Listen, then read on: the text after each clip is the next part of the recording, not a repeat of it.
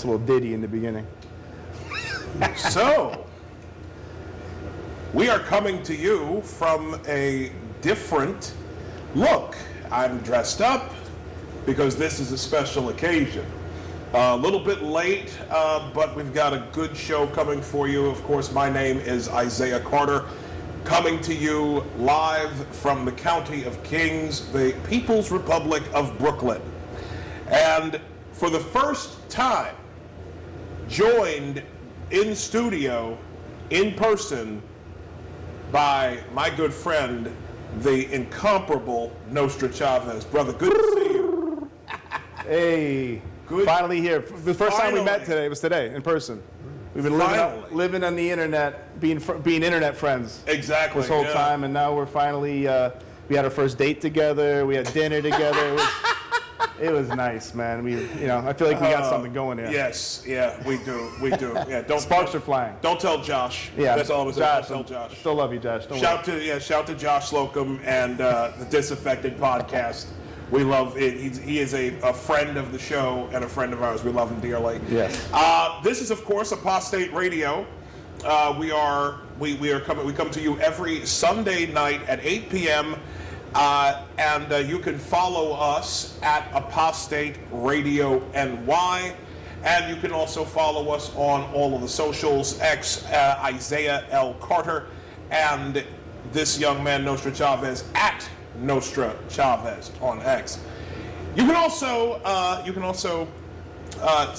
support the show at buymeacoffee.com/apostate radio. We'll have the links in the descriptions and everywhere else. But coming to the show tonight, we have a New York City legend. We have a man who's been fighting crime on the streets of New York City for the better part of 5 decades. We have a man that is one of the most down-to-earth people we've ever met. He's been absolutely amazing just in the first 5 minutes of knowing this guy.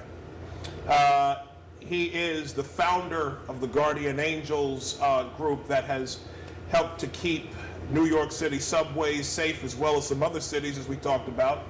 He is currently the Republican candidate for mayor of New York City. It is my honor to welcome Mr. Curtis Sliwa. Thank you, sir. Yeah. For coming on. Thank you for I joining want us. you to know, It's an honor. I did get a cup of coffee. So if you're talking about the coffee, one of you paid for that coffee. Yeah. Yes, buy me a coffee. Yeah. You know what's crazy? So I told you before, I'm originally from Baltimore. Yeah. And my New York accent, but my Baltimore accent, like it comes out when I say Baltimore, or like if somebody asks me to go like "to" or something like that. But for the most part, like when I'm speaking normally, it's gone. Yeah. I don't know why that is, but it's been here 10 years, so I don't know. Why don't you just call it the way it is? Body Bag City, Baltimore. Carmelo Anthony, Body Bag City. Body Bag, Murderland, yeah, man. Well, he almost has it. Bridgeport there. Per capita, yeah, and then pass. Father Panic Village. Back in I the knew day. that well. P.T. Barnum. Yeah. I mean, Baltimore had like what 300 murders a year. Yep. Yeah. Regularly, Yeah. like, and like I said, when I was a kid. Yeah, but that's where that whole code snitches get stitches and end up in ditches came from. Yeah. Remember when Carmelo Anthony, you saying, what the hell is he doing in with those bloods? This guy's making millions of dollars in the NBA. Yeah, he's not the only People, one, man. They can't let that go. Rappers too, a lot of Some rappers. them can't let that go. Yeah. I don't know why that is. We've had a crazy week in New York, though. We've had, if you could queue up, we had a Mexican naval bridge, naval boat crashed into a bridge.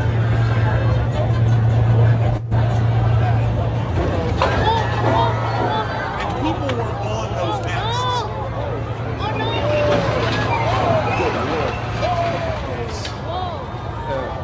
Here's some barrels in the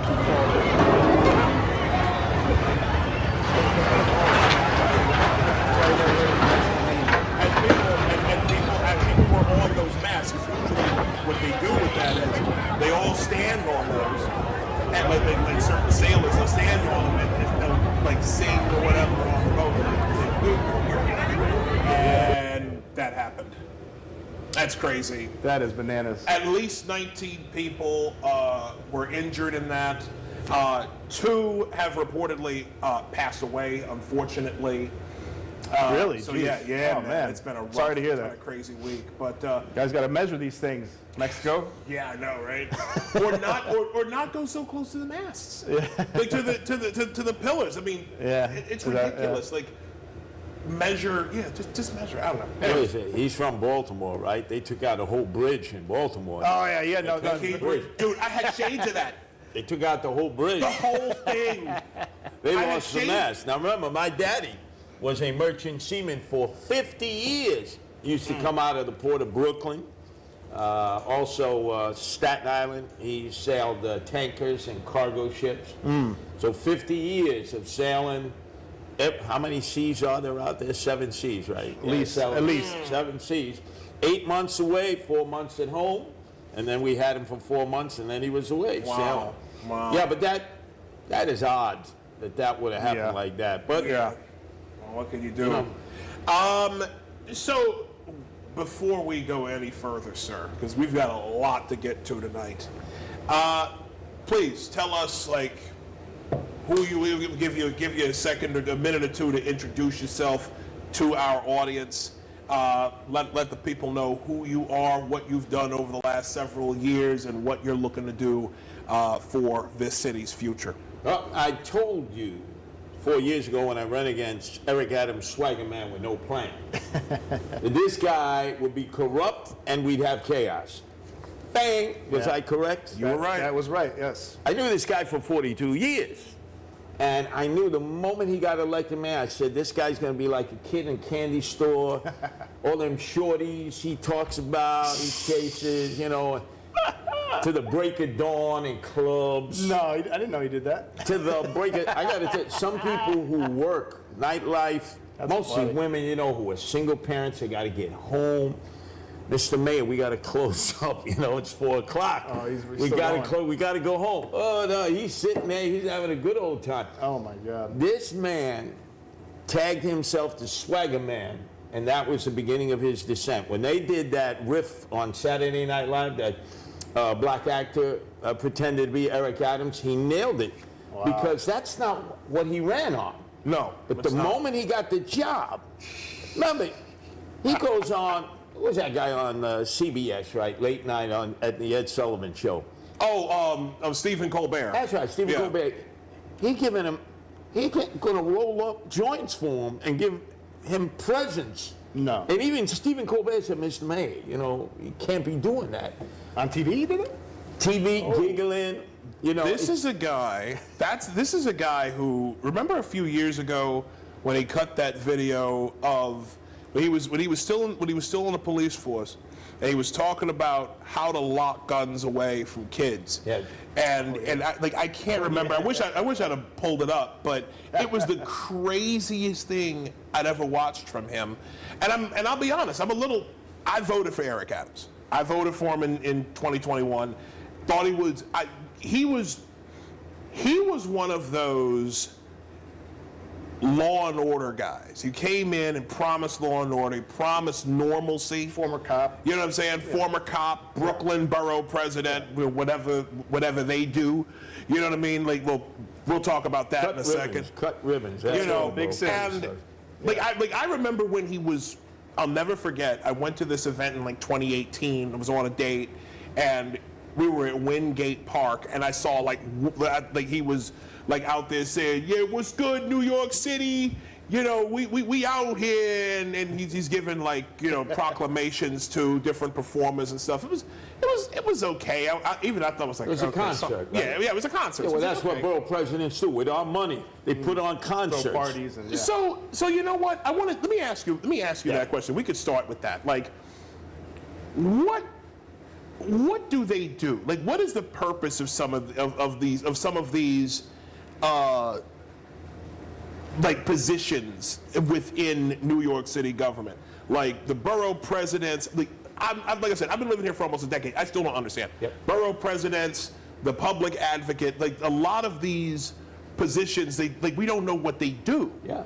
So and what do you plan to do, if anything? What do you plan to do as mayor about all this? I got you guys by a few decades. I'm 71, so I'm the oldest person running for mayor. God bless. Went through the public school system early on, and I had civics every Friday. They don't have civics anymore. I have 3 sons. I asked them, do they teach you history? No. They teach you current events? No. Why not? They don't want to offend anybody. Do they teach you civics? What's that? Now remember, their mother now is the Queen's DA, who used to be the Queens Borough President, Melinda Katz. So I know all about what borough presidents do. And all they do is cut ribbons and give out citations. Public advocate, they're gold bricks, deadbeats, slackers. They do nothing except plan to run for a future office, like Tish James. You have Jumaane Williams. He's always running for something. But that's the whole goal. Bill de Blasio was a public advocate, and he became our worst nightmare. He's the worst. They do nothing. They got about 60 people on their staff, and I don't know anything they do. It's a form of political patronage. But you see, most people would never know what these positions are because you take it back to school, you learn civics, and they would have taught you what all of these positions are and what they're supposed to do, and then you can come to your own conclusion in terms of what they're not doing. And most of them are not doing anything. I wonder if that's by design. Probably. Like there's the people who are in charge, the less people know, the better. I mean, no one knows that correct me if I'm wrong, but I think the public advocate office has only been in existence since 1993. And it had power at first, and then a lot of what they actually did was taken out, and then now, like you said, it's just a stepping stone to higher office. But a lot of people don't even know that the mayor is the deputy mayors, and there are, I don't know how many there are specifically, but the deputy mayors are not they're not even in the line of succession. The public advocate is number 2 in the line of succession. It's crazy to me. That's why I said early on, when they snatched up Eric Adams and took his phones, and then the guy ended up with 7 burner phones. 7 burner phones. It's just in case he loses a phone. Excuse me. He might lose a phone here and there. You gotta Drug have extra dealers phones. don't have 7 burner phones. Terrorists don't have 7 burner phones. Yeah. So they snatched him up. Maybe he just likes phones. He was on his way to becoming Bobby Menendez. He was going to jail. And they said Jumaane Williams was desperate to become mayor. Yeah, I'm ready. Take him away. And I said, no. As much as I hate, loathe, despise Eric Adams, and he's just a party man to the break of dawn, you do not want Jumaane Williams as the mayor. Right. He would probably say, police officers, you're all relieved of duty, you're fired as of now. Rikers Island, just turn them loose. So I actually, people thought that was strange. Yeah, but Curtis, you'll have a good opportunity to beat Jumaane Williams. I said, it's not about beating. It said this would be a full-blown catastrophe if we had Jumaane Williams in. Even for 3 months, he could do a lot of damage. Yeah. Well, because he's a full-blown communist. Yeah, and then what happened? The call came from the White House, and the president said, Eric, are you prepared to jump? Yes, sir, Mr. President. How high? Well, as high as I tell you. Every time I call you, I got you, man. You're my puppet. So that's why people ask me, they say, are you the Trump candidate? I said, Donald Trump doesn't talk to me. I don't talk to Donald Trump. The only person who is at Mar-a-Lago, the only person who goes to the White House, the only person who talks to him on his burner phones is Eric Adams. He's the Donald Trump candidate, not me. Speaking of Donald Trump, I might as well bring it up now. Do you have any history with him? You guys came up around the same time in New York, both longtime New Yorkers, lifelong New Yorkers. Yep. He's from Queens, right? He's from was it Kew Gardens or No, Jamaica Forest Hills? State. Jamaica State. Jamaica State. I think he was around Forest Hills as well. Around Right there. next to where Andrew Evil Eyes Cuomo grew up. Yeah. Cuomo's and the Trumps were like two really? peas in a pod. They were very friendly. And you're from Canarsie, is that right? I'm from East New York, Canarsie originally. Yep. So did you ever bump elbows with him or rub elbows with him in the 80s at all, 90s? Let me tell you something. There were 4 people who were like lens lights in the 80s. Al Slim Shady Sharpton, the Schmuck the Putz Chuck E. Cheese Schumer, Donald Trump, Curtis Sliwa. If being lens-sliced was a crime, all four of us would have been in that same jail cell that P. Diddy was in with Sam Bankman-Fried, the FTX crypto bandit. Yeah, man. Well, we were all over the place. But Right. I had a love-hate relationship with Donald Trump. Tell you a quick story. We were both given the New York State Conservative Party Award of the Year, the 69th Street Armory in the summer. He showed up in his tux. I showed up in my red sateen jacket, red beret. Donald, what are we going to do? I said, you're not a conservative. He said, what are you going to do? You're not a conservative. So Donald said, well, they're giving us an award. Let's enjoy the night. That was back when Donald Trump was pro-choice, pro-gun control, and very liberal in terms of his political ideology. And I've never been a conservative. Conservative Party has never endorsed me. I've never sought a Conservative Party endorsement. Yeah. So I'm a different kind of Republican because my strength is I'm in the streets. I'm in the outer boroughs, which is now where all the Republicans are. You go to Manhattan, you can't find any Republicans. That's an all-blue borough. That's by design. That's right. From Chinatown right on up to Inwood and Washington Heights. That becomes a big problem for anybody seeking citywide office. Manhattan itself, which used to have pockets of Republicans, no more. No more. I mean, from what I understand, well, the biggest gains amongst Republicans were in the Bronx. Yep. And down here in Brooklyn. It was crazy. And Queens. Oh, okay. Staten Staten Island, I don't want to disrespect Staten Island at all, but like they've always been a Republican stronghold, no? Like, or am I misremembering? If we would have eliminated the other four boroughs when I ran in 2021, I won 85% of Staten Island, I'd be the mayor today. We love Staten Island. But Queens is on the cusp. Queens is 60-40. 60 Democrat, 40 Republican. Interesting. And could easily this time around become another red borough. But to give you the timeline. Yes, when sir. I ran against Eric Adams, the loss, I was the first Republican to win the Asian vote. Rudy, as great a mayor as he was, didn't. Michael Bloomberg couldn't bribe them to vote for him because he believed everybody had a price, Michael Bloomberg. So I was able to make inroads. Then Lee Zeldin, the following year, barely lost to Kathy Crime Wave Hochul. And she is Hochul because she's full of nonsense. Yes, she And then is. President Donald Trump got 30% of the citywide vote, double what he had gotten in 2020 and before that in 2016, and especially in the Bronx and Queens, in the Latino areas. He did very well with the Latino community. And remember, he held a rally in Crotona Park. I remember that. About 30,000 people came and went the whole day. AOC, all out crazy, Alexandria that's right. Ocasio-Cortez, leader of the Socialists of America, had her counter demonstration, 400 union members. Hey, AOC, where are all of your sycophants, toadies, and lackeys? So that was a major turnaround. So I start with 30%. We're going to probably have a total of 5 in the general election. So we'll have a battered and bruised Cuomo who will probably win the Democratic primary that's ranked choice. You'll have Zorhan the Magnificent Nami, Working Families Party. Eric Adams, what independent line is he running on today? Every other week it's a different independent line. Some guy named Jim Walden who will probably qualify as an independent. And I'm the Republican, and I also have an independent line, Protect Animals, which is the icebreaker.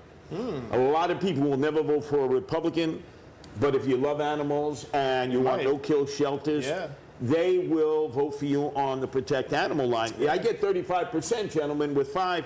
You're talking to the next mayor of the city of New York. I certainly hope so. Man. I certainly hope so. You can pull a lot of liberals and leftists with the Protect Animals thing. Oh, yeah, A lot of because it. especially women. Yeah. More so women than men. Yeah, men too, though. They love animals. It's the only time I've ever seen Trumpers and Harris supporters ever actually, as their dogs were sniffing each other's backsides, actually have a decent conversation, and then they go back to being haters of one another. Right. Yeah. Oh, isn't that cute? Anyways, fuck Trump. Well, this is what they'll say. Because I live on the Upper West Side with my wife Nancy, who is the person who rescues animals, and I'll come out, get a cup of coffee in the morning, and the alta cockers will be standing there waiting for me. Curtis, we have a problem on 92nd in Columbus. Could you send the guardian angel? So I give them a litmus test. I said, lady, did you vote for Eric Adams? Yes, I did. Did you vote for Alvin Bragg? Yes, I did. Now you must suffer. No guardian angels for you. Like the soup Nazi. No guardian angels for you. Soup Nazi. Elections have consequences. Oh, my But God. a lot of them, like when I'm getting ready to take the subway, because none of the other candidates take the subway, they'll say to me, you know, you're not that bad. I'm still not voting for you, but you love animals. I can't get beyond that R. That, but I say, watch. You want Cuomo? How old are you? 75? You want to die? Remember, people 70 plus died under Cuomo. No cash bail, Cuomo. You want Eric Adams? You want Zonda? Are you Jewish? Go ahead. Right? Yeah. Okay, sure. Yeah. And you don't want to give me a try? How could I do any worse? Then Comrade Bill de Blasio, who was the part-time mayor, the dope from Park Slope, him and his grifter wife, Charlene, was smoking Maui Wowie and Hindu Kush on the back porch of Gracie Mansion for 8 years. Then you had Cuomo in stole $850 million in the process. Yeah, we don't hear enough about Where that. is that money? or $1.5 billion over 5 years for a fake, phony, fraudulent fugazi program called Thrive. Thrive It was supposed NYC. to help the desperately in need, emotionally disturbed person. Well, de Blasio's are thriving, so I guess it. $1.5 billion? 1.5 over 5 years. And his fellow That's crazy. Democrats, they all railed about it, but they never used subpoena power. They never sort of held committee How hearings. could you not be held accountable for that? When you have one party rule, Yeah, exactly. even though I'm a Republican, in the 35 years that I did talk radio at WABC, the liner was, Curtis Lee was a politician who says, trust no politician. I don't trust any of them. I Right. trust the people. Yeah. Verify, then I'll trust you. Reagan said truth, and then verify. I believe, verify first, then I'll trust you. Exactly. Because I know how they are. You know, they have conversations. And remember, I've been with Democrats and Republicans. I say, Curtis, don't you know people are stupid? They're stunad. I said, what are you talking about? Do not. They're not going to remember what you said 5 seconds ago, 5 minutes ago, 5 days ago, 5 weeks ago, 5 months ago, 5 years ago. Especially now. Especially now. They all have no respect for people. They think all people need sheep herders and are sheep. And I say, no. I trust people. I have never seen, and I mean this, from most of the Democrat slate are full of people who could give a damn about anything that the people actually want. We had a guy a couple weeks ago, the last show we had, shout to the building bulldog, Charlie Panoff. We had a guy who, Charlie came on to debate one of the guys from Riders Alliance, Danny Pearlstein. We'll talk about that in a second because I want to pick your brain about that. He had been trying to speak with Ben Furness, the CEO of Transportation Alternatives. Called him, he talked to him for about 6 minutes. He recorded the phone call, and then afterwards blocked him. And these are the people And he who told are, him to email him too. first. told him to He email said, him. contact me. I'll talk. Yeah, sure. Email me, and then he just blocked Blew him completely off. Yeah, full of and shit. you'll see that guy on social media. He's always posting on X, always like, we're doing this for people, for pedestrians and bicyclists. And it's just like, and it's all of his comments are negative. This is a guy, I've never seen him in public. I've always seen him at these different events. He does not talk to people. And if there's one thing, again, if there's one thing that I've, like Zoran, okay? I live in Brownsville right now. I have not once have I seen a single one of his little cult members show up at my door. Not once. Now, let me ask you a question. These people don't come. These people. You from the Ville, never ran, never will. Where in Brownsville you live now? I'm right off of. I'll give you he doesn't want to give up where he lives. He must owe money to people. Yeah, no, I don't know. He talks a lot of shit about socialists. That's what Saratoga. My home stop is Saratoga Avenue on the 3. I lived on Osborne and Hageman in 1974, a white boy, where there were no white people. My first marriage was to a black woman from the Virgin Islands. You talk about having to run a gauntlet. The brother's outside. Why you snacking on a sister? Oh shit. Man, Fights galore. Then I have to cross over the Maginot Line, Linden Boulevard at Canarsie with all my Supreme Cuisine cousins. You blankety blank end lover. You race trader. It's a Bronx Tale shit. I said, yo, I'm just going to visit my mother because my father, merchant seaman, he was away. I'm not going to spend that much time. Oh, no, no, no, you ain't. You ain't coming here. My own cousins. Man. Now, you imagine what that was like? 2 years on Osborne and Hegeman? Different times, I man. couldn't. Man, let me tell you, that marriage didn't last too long. She found, what was it, Meyer and Lansky? No, that's Meyer Lansky. Whatever. That's the account in the We had no money, but we were too young anyway. And then I discovered the Bronx. I went up to Mickey D's. I became a night manager in the Bronx. The Bronx was burning. And that's where I set up the Guardian Angels in 1979 as a night manager at Mickey D's. I had to escape Brooklyn. When I had this idea, patrolling trains and streets, people would say to me, you got all the furniture upstairs and rearranged in the wrong rooms. Are you crazy? Oh my God. But the Bronx was so desperate, it was so bad, that when I came up there and got embedded, people actually started listening to me saying, hey, that might work. Brooklyn rejected me. Brooklyn rejected me even though I'm a Brooklyn boy, and the Bronx, they adopted me. What do you mean that Brooklyn rejected you? They didn't. Nobody wanted to do the Guardian Angel program? Or? No. The idea, I first expressed the idea to people that I knew in Brooklyn. First of all, I was having a hard time surviving in Brownsville. Your brothers were like ready to give me a beat down. My Supreme Cuisines wouldn't even let me go see my mother. Damn if I do, damn if I Right, don't. that's a tough I figured, tough I go scene, up to the man. Bronx, they're like, what the hell would a white boy want to be living up here in the middle of the Bronx when all white people were escaping? I said, I'm used to it. I'm a night manager. It's okay. My complexion is not my protection up here. I understand that from the get-go, right? That's funny, man. that Curtis, seems. you're a poet, man. You are. You got more nicknames than Trump, man. The way. Yeah, I'm like a Gatling gun. Yeah, yeah. You are. Some people don't So like smooth. my nicknames, like love Andrew them. Evil Eyes Cuomo. Can I give him a salute? Hilarious. You can give him place. This is your Andrew. platform too. Let's talk to Andrew. Ascendame. Tu si provino sfacim. And like your father Mario, you are. He hates that. And what he hates worse is my God. when you call him Andy. Call him Andy, and he has an anger management issue. Andy, not Andrew, Andy. Andy Cuomo. Yep. Andy, I'm not going to do that. Wow. Come on, you could do that. Nah, you could flip him. I call Zorhan the Magnificent, right? Well, Zoran is the magical red-green alliance guy. Yeah, but wait a second. All these guys are enigmas. They are. Look at Eric Adams. I said the guy lived in Fort Lee, and they said, you're making it up, Curtis. Let's get serious. It turns out he was living on apartment 22H. I won't give the building that. That's been proven. With a woman named Tracy was either his boo or his beard. I have no idea. Boo or his beard, you said? His boo or his beard.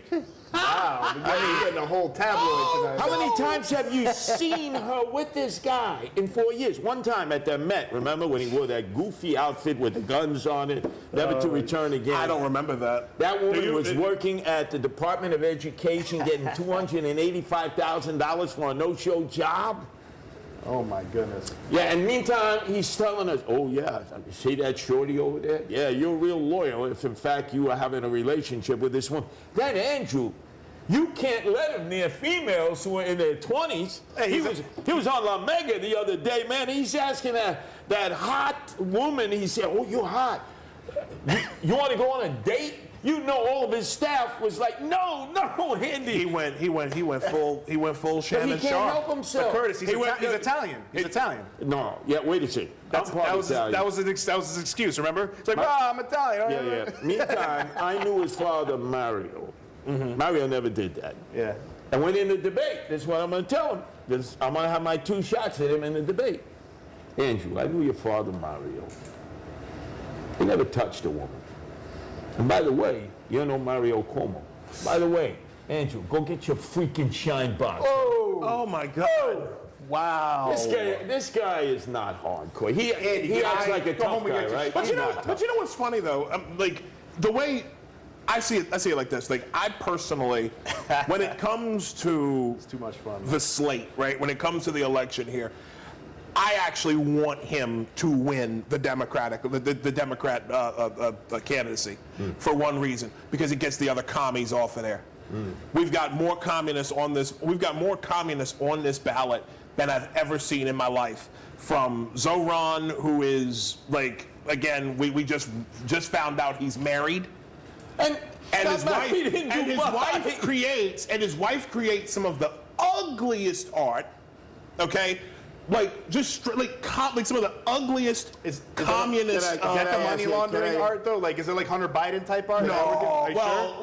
it might be. It might be. It might be. Maybe selling for a lot of money. But the thing about it is, it's so bad. I wish I should have actually found some images of it. But there's that guy. He grew up in Uganda. Okay, how his accent is as perfect as it is, I don't understand. Okay, but he just recently, and Whit, if you could pull up his latest video, he just cut an ad for a new ad for his campaign. Things that make New York City special. For me, it's the delis and bodegas. Start over and then There he is. add the Egg and stage. cheese on a roll with And then- jalapeno. There we go. One Zoran special coming up. This fucking guy. Small businesses employ nearly half of all New Yorkers in the private sector. They keep the city running, but the last 4 years have been hard. We've seen the dollar slice go extinct, storefront after storefront close, and had a mayor in Eric Adams who has ignored the struggles of small businesses. That's why, as mayor, I'm going to make it faster, easier, and cheaper for small businesses to get started and stay open. First, we're going to cut fines and fees for small businesses by 50%. Regulations are important, but small businesses have to navigate more than 6,000 of them, with far fewer resources than the big chains. That's why, as mayor, I'll appoint a mom and pop czar with the clear goal of making it easier to run a small business. $1,000 isn't a lot to our city government, but it can be Pause it right there. Yeah.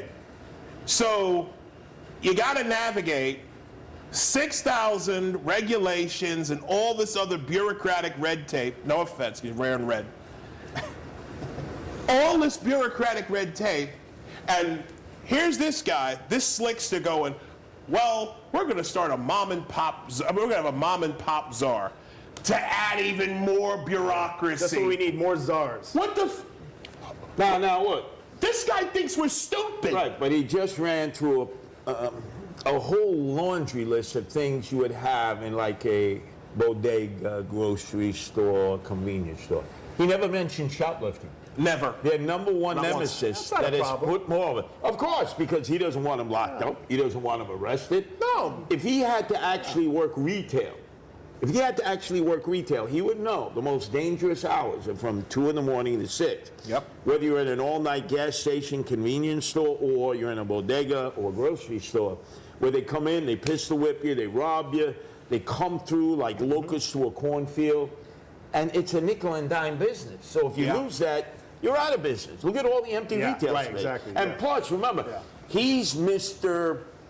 I can run a supermarket better than the rest of them. I'm going to run a government-owned and operated supermarket. Yeah, sure you are, Zoran. That's the old Soviet Union. Yeah, That's exactly what it is. That is exactly it. Yeah. It is. Let me tell What you else would something. it be? Yeah. The United States of America has been in existence for nearly 250 years. I mean, 250 years in July, okay? I'm 42 years old, soon to be about 43. I got 5 nephews and 2 nieces, okay? I do not want them growing up in a country where they got to stand in line for a day and a half for a fucking potato. I don't want that. I don't want that. Out of all of the candidates, there are 2 that scare me the most. Zoran is one of them. Brad Lander's the other.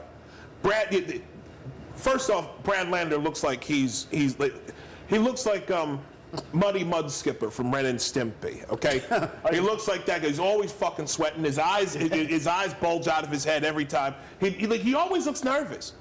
He always looks like he's unsure of what to say, and that's why people call him Brad Pander. Okay, This guy, the reason why he scares me is because this guy has been a member of the Democratic Socialists of America since 1987. Good Lord. These guys, like 1987, I was 5 years old. So this guy, for know it's that most old. of my life, this guy has got a hammer and sickle tatted somewhere on his body, and wants to be the next mayor of New York. No, thank you.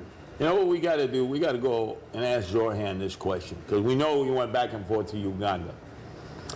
Was Israel correct in going in to free the hostages from Idi Amin, who used to eat human beings, as a leader of Uganda? That would be a good litmus test, right? Because we have the hostages now in Gaza. People can have their own opinions about that. I've always said Hamas is the ruling government. They should just end the war. It'll be over. Nope, they don't want that. Remember, the whole thing of the raid to Entebbe was to free the hostages that Idi Amin had taken in league with Muammar Gaddafi. That was when he hated us, and he liked us, and he hated us, and he gave up his nuclear weapons, and he ended up with a 22 upside of his tuchus, and he ain't around no more. What a mess Libya is. Yeah, But yeah. you can imagine, why doesn't somebody ask Zorhan that question? Since he's from Uganda, if he thought Israel was correct to raid Entebbe to free their hostages. That's when Bibi's own brother, remember, was killed in the line of duty as a member of the IDF. Oh, I didn't know that. Yeah, know that. yeah. Yeah, I didn't know Boy, that. that would be a good question. Yeah, that would be a great question. So, okay, so my question to you is, this is your most recent mayoral campaign. Yeah. Okay. Is this your second time running, or is this your Second time. I Second ran time. in 2021. I had a Republican primary against a guy named Fernando Mateo. I called him a Bill de Blasio Republican, dusted him off, took on Eric Adams. You know, as you mentioned, he's the future of the Democratic Party. It was a coronation. He'll be in 1600 Pennsylvania Avenue. He was a cop for 22 years. He would tell us he put a bulletproof vest on. I would tell people he was a house mouse. He was always in the precinct. He never busted his shoes. Nobody listened to me. And then crash and burn. Yeah. I've never seen a mayor crash and burn like this. Rejected by his fellow Democrats, not trusted by the Republicans, and right now a man without a party. But he's still running. He's got a right to run. I hope he stays in it, because whatever votes he takes will be away from Andrew Evil Eye Cuomo and not me. So my question to you is, what are some of your biggest priorities? Like, you win because you're a fighter. We see that here, and you love to mix it up. We look forward to those debates. We do. We look forward to the mayoral debate. Yep.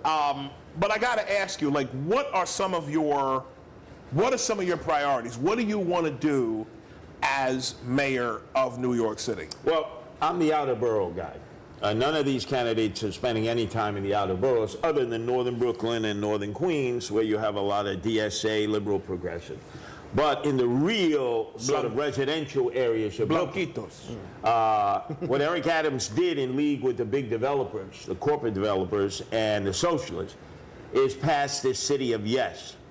Now, it's an unholy alliance, an unholy cabal. Why would corporate developers be dealing with socialists? Well, socialists don't believe in private property. They don't think anybody should own a private home. And the city of yes, the corporate developers, salivate to be able to put up high-rise apartment buildings in the middle of residential areas. So they want. Yeah. I say, forget the city of yes. I tell my directors of the departments, which a mayor can do, forget the city of yes, and then legions of lawyers who practice their martial art all day, which is called I sue, go into court, sue the city. You got 1,000 gold brick attorneys that are part of corporation counsel. What do they do all day? We pay them. Settle, settle, settle, never fight a case. And they go out for drinks, cocktails at night, or dinner with their adversaries. That's over. We fight. I'll lose some, I'll win some, but at least people will know you got somebody who's fighting for the outer boroughs.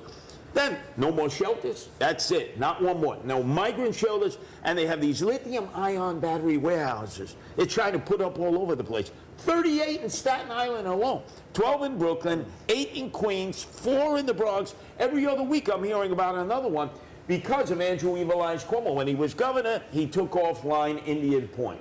the nuclear power plant 40 miles north of Manhattan, right before the bridge he renamed Mario Cuomo Bridge. No, Tappan Zee. I'm It'll sorry. always be the Tappan Zee Bridge. Same here. He took it offline. Okay, what are you replacing the energy with? 1/3 of New York's electrical supply to the city, most of it sucked up by Manhattan? Wait. He took Indian Point offline. Right. Without a replacement. And it's been sitting offline for It's decommissioned years. now. It's decommissioned. You won't be able to fire it back up. It's decommissioned. And so you get natural gas, but no, like Pennsylvania, which fracks, he didn't allow for fracking on our southern tier. Hydroelectric power, not enough from Canada and upstate New York. And then naturally, woo, windmills, woo, windmills. That was supposed to be the source of energy that would go to these lithium-ion battery warehouses, so that when you hit the summer, when you get your brownouts and you really put a lot of stress on the grid, they would be able to kick in. Problem is, as 60 Minutes exposed, there have been 40 fires, mostly in California, at these lithium-ion battery warehouses. And when they blow up, It's there's bad. no way to put it out. You got to let it burn. 5, 6. So instead of being a glutton and saying no lithium-ion battery warehouse, I know we need them, but you put them in industrial areas. Why are you putting them in residential areas right next to homes? Because it's cheaper to buy that property than industrial land property. And so as mayor, I'm going to say, no, stop.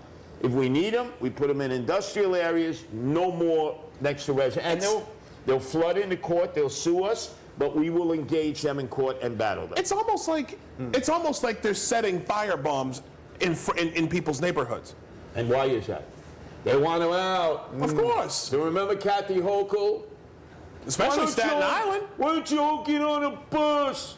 If you voted for Trump, or Zeldin, or Molinaro. How did Molinaro work his way into that? Well, whatever. Get on a bus and go to Florida. And then they had illegal aliens coming back. And many people have fled. That's the problem. We've lost a lot of good residents, blue-collar working class, who pay the taxes. Look, rich people know how to shield themselves. They know how to protect themselves. Poor people can't pay taxes other than sales tax when they go and they buy products. So it's really the blue-collar working class who pay the bulk of the taxes. And that's the backbone of our city, and they're mostly in the outer boroughs. Yeah. I've never seen such hostility from these other candidates to there's open hostility to transit workers, cops, firefighters, EMS. I've never seen there's almost a contempt for the middle class in this country. It's like they don't want good people with good paying jobs to actually make it in this city. I've never seen anything like it. Like when I came up here, I waited 7 years to get the call, and it's like when I first came up here, my job, I'm not going to talk about it on live, but it was seen as something that was honorable, something that people wanted to do. But now it's but now it's like, oh no, we're going to punish you and make it even harder for you to make it up here. I noticed, and this is something I want to ask you, the affordable housing scam these days, okay, where I get it all the time, like NYC Housing Connect. You see these listings and they'll show you like how many affordable housing units, like by law they have to have them, right? Sure. But then you look at the income requirements. And the income requirements are more than most municipal employees make a year. Correct. Why is that? How did it start? And what are you going to do as mayor if there is anything that you can do? What are you going to do to fix it? Well, every one of these Democrats I've heard, since I'm the only Republican, they all try to top one another. So one person said, I'll build 500,000 affordable apartments. The next one, 1 million. By the time they build them 10, 15 years from now, I know I'll be dead. Since so many people have tried to kill me in my lifetime, one of them will eventually succeed. But a lot of us are not going to be around. We will pray that that doesn't happen. We will pray you never to know, that right? end. You know, No. look, I got hit by a cab the last time, 3 days before the election. I could have swore that it was Comrade Bill de Blasio driving with Eric Adams in the back. I could have swore that. They may have thought they could take me out. They broke my elbow, but they didn't stop me. I took a licking and came back kicking. But I will tell you, we have about 50,000 total apartments at a warehouse now. 6,000 in NYCHA alone in the project. How do we have warehouse apartments in the project? About another 20,000 rent stabilized apartments that the landlords will not rent. And then you go to all these outer boroughs, and a lot of people have 2, 3, 4 family homes. The moment they get rid of a squatter or a deadbeat tenant that lived here for like 7 years and was a tenant, they won't rent out the apartment. They'd rather take a loss, even though sewage rates are going up, water rates, electricity. Thank you, Andrew Evil Eyes Cuomo, is skyrocketing. They'd rather take that loss than take a chance and rent it to somebody who's going to give them a nightmare. Because you go to tenant landlord court, you're dead as a small landlord. You're dead. And who did we raise taxes on? Small landlords, small businesses. We're driving people out of the outer boroughs. And I believe the corporate developers and the big realtors really want that. Look, they've wine-dined and pocket-lined Andrew Evil Eyes Cuomo and Eric Adams. And so they want to carve up the outer boroughs because that's where they can do their development. 40 years, no taxes. 40, they call it 421A. They put up a building, and for 40 years, they don't pay a tax on that building, and they claim at the end of the building cycle, they will have X number of affordable apartments. It never is the reality of what they say it would be. Especially since most of these buildings, I can think of one in particular right now, Brooklyn Tower, downtown, that is still not even close to being full. And was just recently foreclosed on. I mean, that's the big, the Eye of Sauron Tower, they call it. You can see it from, you can literally see that thing from, you can see it from Manhattan, you can even see it from the Bronx. I've seen it there. But like, that building is still very much like wide open. But people aren't going to spend $5 and $6 million for a misplaced skyscraper that should have been on Billionaires Row on 57th Street. No. You know what I'm saying? So, and I've noticed this with a lot of these other developments. I have a friend, a coworker actually, who was telling me about these new buildings out in Jamaica, Queens, right on Sutphin Boulevard, like right next to the Long Island Railroad. Right off the Long Island Railroad, last stop before you catch the train to the plane, JFK, the E, the J. All these huge buildings. And you wonder, how are they going to house people? Those rentals are not affordable. Yeah. They're not affordable. They're not affordable. And I personally believe that the plan was always to move illegals in there by way of Section 8. Because if you can't fill them, you got to pay those mortgages somehow on those buildings. Okay? And most of those buildings, I'm sure you can attest to this, most of these buildings that are going up, the build quality is shit. I've seen them. The walls are thin. And I went through this before. That reminds in me New of York. something. That's what I say. That reminds me of those ghost cities in China, man. Right? Thank you. That's like they have these buildings that they build for cities and areas where nobody lives in them, and there's like the builds are terrible. There's like no plumbing and stuff. I know it's not that extreme, but it seems like it's moving in that direction. Well, when all else fails, what is one thing that Americans love to do? Because they have clutter. Storage facilities. When a building is empty, Americans, and I'm guilty of this, I'm a clutterer. I don't want to keep anything in the house. My dad was a clutterer. My grandfather was a clutterer. They'll be doing a reality show about me. So you take storage. And if not, we're running out of burial plots. Like Calvary, which you see when you go through the Queens Midtown Tunnel. See that big cemetery there? They got 3 million bodies there. They got 4 sections. Why not have these high-rises? You have your own mausoleums. You go to visit your family, nice air conditioned. You can, it's within walking distance of your neighborhood. High-rise mausoleums. Right, High-rise why not? Nobody started They that. probably will. This could They be a new probably will eventually. entrepreneurial pursuit. Let me ask you. You're here Well, first. I can think of one high-rise mausoleum, but I'll get in trouble if I say it. Yankee Stadium. What? You Met fan? I'm a Baltimore Orioles fan. yeah, we got well, problems. I just remember, as much as I hated the Miracle Mets, and I did, but 69, the Baltimore Orioles came in with 5 starting pitchers who had won more than 20 games, with Frank Robinson, MVP, and Brooks Robinson at third, and Andy Etchebarren, who had a face as catcher that looked like a catcher's mitt, the ugliest man to ever play baseball. And you guys were supposed to sweep the Mets. And you know, that's how John Lindsay got reelected mayor, because he, like Eric Adams, had fallen from grace. He was a Republican. They hated him. The Democrats hated him. So the liberals gave him a line. He was not a Met fan. He knew nothing about sports.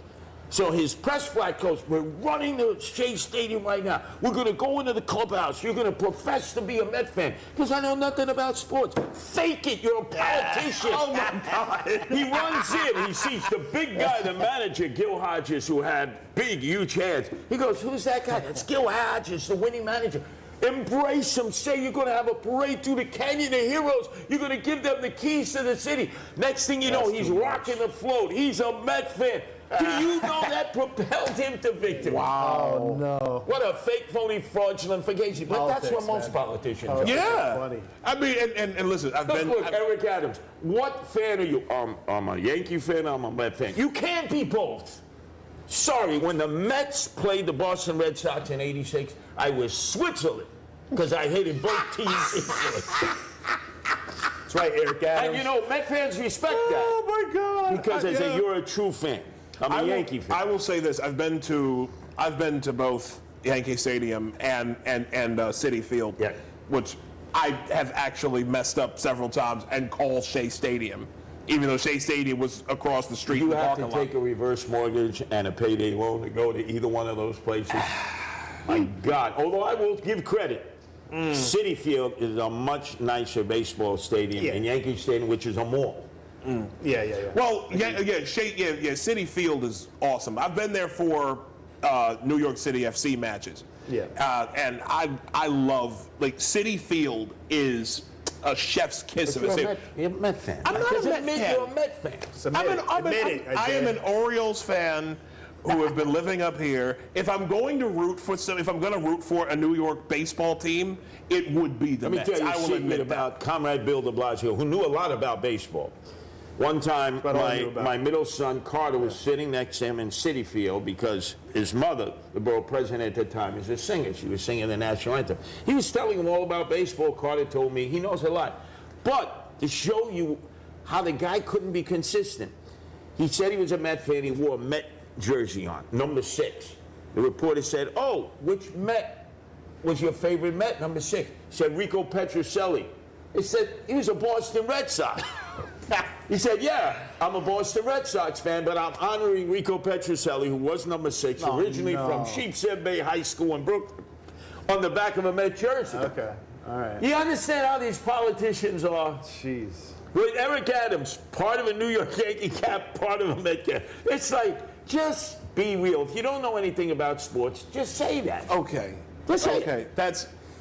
All right. So I'm gonna just say this. I can kind of. I can understand a little bit because you can get these jerseys customized. What I'll do is Ray Lewis, my favorite football player of all time, ex-linebacker for the Baltimore Ravens. Okay. Killed after they killed my beloved Giants in the Super Bowl in Tampa. What was it, like 68? He killed Eddie George. How about that? He killed And Eddie then, George. where's he when go? played for the Titans. Buckhead in Atlanta. He's partying to the break of dawn. God. He takes the ship. Boom, boom, boom. Oh, man. That didn't. And then he happen. paid everybody off. No, he's a great linebacker. Don't get You me don't see wrong. that in Great middle highlight reels. linebacker. No. But no. But the thing But he is, should have been doing time, man. I'm not. He is one of my. He's too good, man. He is one of my sports heroes, and the number that he used to wear, 52, I wear on all of my soccer jerseys because I have a bunch of them. all but one have the number 52 on the back. Did he say soccer? Yes, I know you don't like soccer. Wait. That's sacrilegious. You have Ray Lewis, Baltimore Raven, right? Number on a soccer jersey. Kickball, that fake phony fraudulent football they spell with a U. Are you kidding? Say, this is America. That is sacrilegious. Smash mouth American football.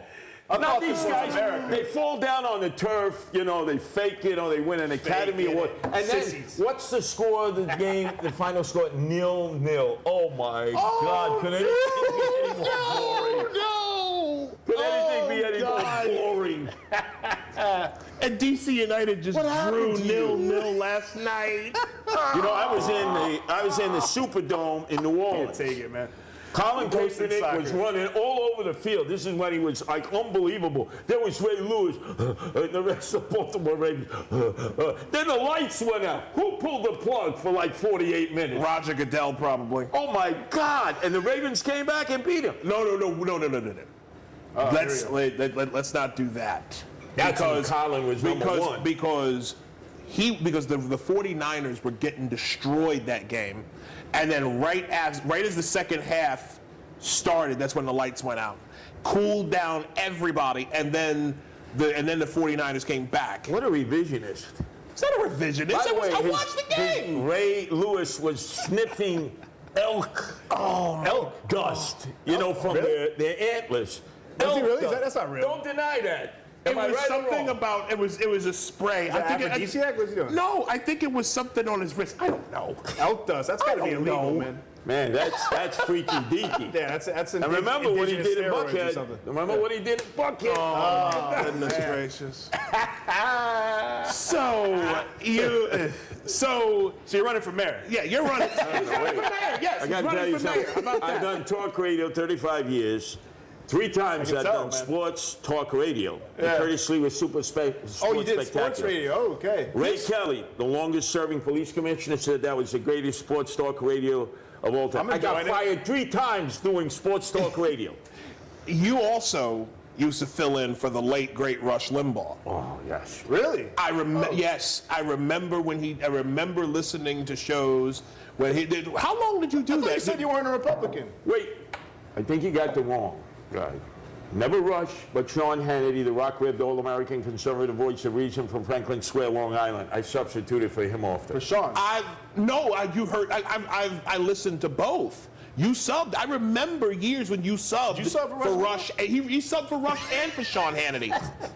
I remember. What was he on at that time What were in you- Baltimore? I was in high school when you did it. I remember listening. I got it. Look, I'm getting old. You might have forgot. You might have forgotten. I don't think I would have forgotten the king of talk radio, Rush Limbaugh. Yeah. I did substitute a number of times for Sean.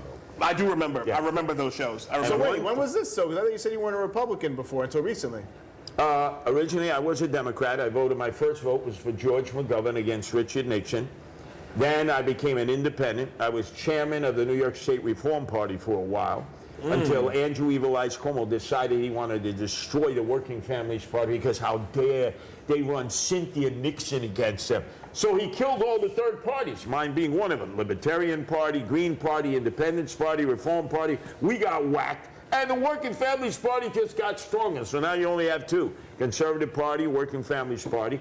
And then I became a Republican. But a lot of people at times, the first time I ran, they called me a rhino, Republican in name only. Yet I got all the MAGA people to vote for me. And this time I didn't even have a primary because people understand when you're voting locally, it's not about what's happening nationally. It's about what's happening in the city. Yeah, that's correct. And if I'm mayor, and I have a very good shot, like they said, I start with 30, I get 35 on the mayor. I'm respectful to Donald Trump, the president. But if it's not in the best interest of the city of New York, I can't be like Eric Adams. Can't be a lapdog. I can't say anything because I might have to go to Gitmo or maybe that super match in El Salvador. My God. So it sounds like won't be a basically puppet. your slate is very similar to. I will say this: your slate is similar to Trump's in the sense that while Trump says he's America first, you are running a New York City first. As you should. Look, you're the mayor of all the people, even those that don't like you. and you have to represent the best interest in it. Now, the federal government may all of a sudden decide to retaliate and cut money. It's like, this is why I like Andrew Cuomo. A fake tough guy. I want to take Trump on. Schmuck, Putz, you ran HUD. You were the chairman of HUD. 95% of the money for our public housing projects comes from the federal government. What are you going to do if Trump pulls that money? How are you going to house these people? And hey, those projects are falling apart now, some of them. I'm in and out of them. Last time that Cuomo was in a public housing project for a photo op, Bill Clinton was president. He has no idea what he's talking about. You can't be tough with a president who controls the purse strings. What you got to try to do is find some room to move. Exactly. Exactly. I want to ask you this about you had a bad run-in years ago with the Gambinos. Really? That's what I heard. A bad run-in? Bad. That's one way to put it. I mean, listen. I don't want to. It was Gotti's time, right? Yeah. I don't like what happened with that, and like what was that like for you? Like that was. Yeah, what led up to that? What led up to that? Well, when I grew up in Canarsie, I was part Italian, part Polish. So to them, you're a mutt. You're not full Italian. Yeah. In fact, when they asked me, what's that last name? It's actually pronounced Sliwa. It means plum. They Americanized it Sliwa. Because you got And I some would plums on say- you. Schlieva. Right, Sliwa. Like the liqueur you drink. You know, you drink a few of those Slivovices, man, they'll knock you on your tuchus and dupa. But anyway, so I tell the Supreme Cuisines there, I'm part Polish. They say Polish? What is that? I said Poland. You know, Pulaski, Kosciuszko. Had no idea. They don't teach about that. In fact, I was the Grand Marshal of the Pulaski Day Parade in 2000, coming out of St. Patrick's Cathedral, beret, tux and tails. There's a tourist bus from San Diego that's just arrived. They have Guardian Angels in San Diego. They come out. Curtis, wow. We didn't know the Polish people have a parade honoring Roman Polanski. I said, Pulaski. Oh no. Kosciuszko, and it's not Kosciuszko. Some morons out there think it's like the mustard. Hey, Kosciuszko mustard. We don't teach this in school or American history. Again, 3 sons that I've had who have gone to school, they don't learn civics, they don't learn history, and they don't talk current events because the teacher says, we don't want to offend anybody. This is not good. They don't teach math as or mayor, reading either.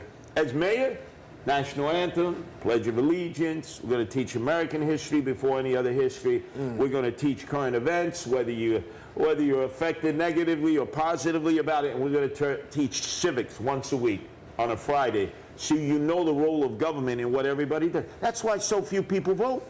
Yeah. They figure it's a waste of time. They're all crooks. Well, not all of them. Some of them. The preponderance of them are, since they retire with these $1 million investments that suddenly they were able to secure on Wall Street. Both sides, I might add, Republicans and Democrats. But still, they don't. Our American people know very little. In fact, our new immigrants know more about the politics of their country of origin than they do about the politics of America. And that is absolutely, that's inexcusable. Right. Like you're coming here legal, I mean, obviously for legal immigrants, that's what we care about the most. But the fact that you're coming over here and you know more about your own country than you do about this one, it's like there seems to be this intentional I'm looking for the word. This withholding of the information about your government. Yep. I was homeschooled. Okay, my mom. You know, shout out to Robin Carter. I love you, mommy. I know she's watching. My mom taught me, and my 4 brothers at home. Okay, we understood both, and my father as well. Shout out to Kevin Carter. Love you too, Pop. Taught us the Constitution, taught us about the 3 branches of government, explain, like we were taught what worked and how government worked and operated. Correct. These kids in public school, and even in some private schools, they know nothing about their own country in which they live in. Correct. But they know a lot about. And I've never. But They've been being taught a lot about how to, like, be guilty about being white, being guilty about being American, the West, how the whole West is colonial, all white people are racist oppressors, learning about slavery all year long and stuff like that. It's like, there's obviously clearly, a preponderance of teaching like the negative side of our history and emphasizing that, when you can't do that. You can't do that in a country. Like, you have to, if anything, you have to emphasize the positive side. You can teach some of the stuff. Hey, we did this, made a mistake here, that was bad. But you, as a country, you got to have people feeling good about their history, because otherwise they're going to be like, well, I'm not going to war. I'm not going to, like, America sucks. Why would I even try to fix this? This place is terrible. Let's just burn it down. Well, anybody who's had the chance to travel, as I have had, because I have guardian angel groups all over the world, you realize once you return how many freedoms we have that they don't have in these other. Like, I'm in the UK. I was starting the guardian angels in London. So I was a frequent guest. We are still that American vigilante. To the BBC 1, 2, 3, or 4. Okay, so they send a black car for you. They bring you there. They say, Mr. Sliwa, we just have one rule: you cannot defame the royalty. You cannot. I said, but they're deadbeats, they're slackers, they're like welfare cheats, It's, I mean, can I say that? No, that's a crime there. Still? That Still is a crime there. They do not have freedom of speech there. No. They do not. So remember, our basis, Magna Carta, obviously we got a lot from the UK. English common law, yeah. But they have no free speech like our free speech. In fact, when you actually go around the world, you begin to realize, wow, we get to make fun of our president, defame them. And that's so important. Like, people don't realize how important that is. Like, it's not just like, hey, we're having fun and making jokes or being assholes. Yeah. Like, you need, first of all, you need to be able to say whatever you want to say, really. Exactly. And you need to be able to, like, make politicians get humbled a bit, And talk radio in these countries, of which I've appeared on many of their forums, boring. Oh, yeah. They're like, it's totally boring because they don't freely express themselves. I'm sure they're getting into the podcast realm now. Yeah. But I would think a lot of those same limitations apply. Yeah, they and could then get if you in go trouble. to some other countries, they'll put a bullet in the back of your head. So, again, you arrive back to America and you say, whatever limitations we have, whatever we think is a problem, pales in comparison to what these Absolutely. other countries have. And Absolutely. and we have to appreciate that. And like with civics and actual history, you gotta, like, it gives people perspective, historical perspective. Kids, like, yeah, we're not perfect. We did a lot of crazy things. Everybody did back then, by the way. Everybody's racist back then. Everybody still is probably racist. Like, every country's, like, the most racist countries in the world are not the Western countries. Let's put it for sure, right? They're in other countries, in Africa and Asia and stuff, like, they hate other tribes that are in there, and other, like, in India, different caste systems. I mean, it's not even close. Chinese people, like, it's like, but they act like in the school systems that America is, like, uniquely this oppressive, racist thing, which is, it's the opposite. And you We're know what? uniquely not that. You guys just went on a ring-a-ding tangent because you had asked me about the Gaudis and the Gambinos, right? How the hell did we go around the world Well, we're gonna get back to that, by the way. We are going to get back to that. in what was 2 minutes and didn't address that issue? That was very important to me since I ended up with 5 hollow point bullets Yes. in me. Oh, and so what led up to that? So they were talking. I missed the 6 that was meant for my head. Ooh, Oh, you were talking about, like, get back to it. You're talking about how they were kind of clowning you for being Polish. Well, early on, when I was in Canarsie, I what went happened after that? Well, I'll tell you what, it was really traumatic. I'm surprised that I didn't use this as an excuse. I went first to a parochial school in Crown Heights. Josephite nuns. These were Irish nuns who would hit you so hard your mother would feel the vibration. And the Irish nuns told me that it was St. Brendan the Navigator who discovered the New World. I said, you don't understand, sister. I go back to Canarsie, they're all Italian. They're going to say Christopher Columbus. No. You want to pass the test, you put St. Brendan the Navigator. Who the hell's St. Brendan the Navigator? Oh, everyone. It's like, look, you go to the squareheads, the Norwegians, they say it's Leif Erikson, Eric the Red. Everybody has their own interpretation of history. But I had to pass that class. So naturally, I put St. Brendan the Navigator. That's crazy. And somebody snitched me out, my cousin. Oh, So you turned on Christopher Columbus. Oh, no. You turned on Christopher Columbus. It was my all God. downhill after that. So I grew up with these mobsters choking on their lobsters, right? These jadruls, these knuckle draggers. And I always had problems with them. And in Canarsie, you had the Gambinos on one side, you had the Lucchese's. This is really where Goodfellas took place. Paulie Vario, all of that. The Bamboo Lounge, they got torch. That was all in Canarsie. Really? So these guys carved up Canarsie. I always had a hard time with them. And then, eventually, after I started the Guardian Angels and that, I'm on talk radio, WABC, and they're talking about how much safer neighborhoods were with organized crime. The Gottis, the Gambinos, as a whole, excuse me. You know how many stores got torched because they wouldn't pay the VIG? You know how many tools got stolen, how many cars got stolen? That's how you knew you lived in a certain neighborhood. You had 3 or 4 cars stolen. Who do you think was taking them to the chop shop? So they didn't like that. And then Gotti Sr. was on trial for the last time, and they thought Teflon Don. Meantime, they were fixing the juries. And I was talking about that. Oh, this guy is un disgraziato. So Gotti Sr. is on trial the last time. I didn't know that he was being housed with an AM radio. They give you an AM radio. So before he would come into court each day, you know, wearing his threads, he'd be listening to the AM radio in the morning to Curtis, and at that time, my second wife, Lisa, was called Angels in the Morning, and I would do an hour of mob talk. Everything that was said the day before in court. This is like when OJ was on trial. Except nobody did mob talk. Jeez. Even my colleague said, boy, this is not healthy. You talking my about the God. Gotti Sr. He would listen to me and be cursing at the correctional officer. So he summons his son, this real jadrul, you know, who has a muscle between both ears, John Gotti Jr. And he goes, you got to shut this guy up.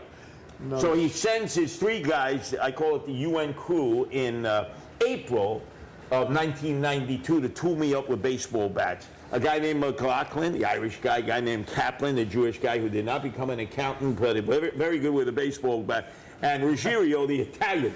And they tooled me up on the Lower East Side where I live. Oh, my they God. hit me, about 38 times. Wait, how'd you know their names? You know these guys from the name? It came out in court.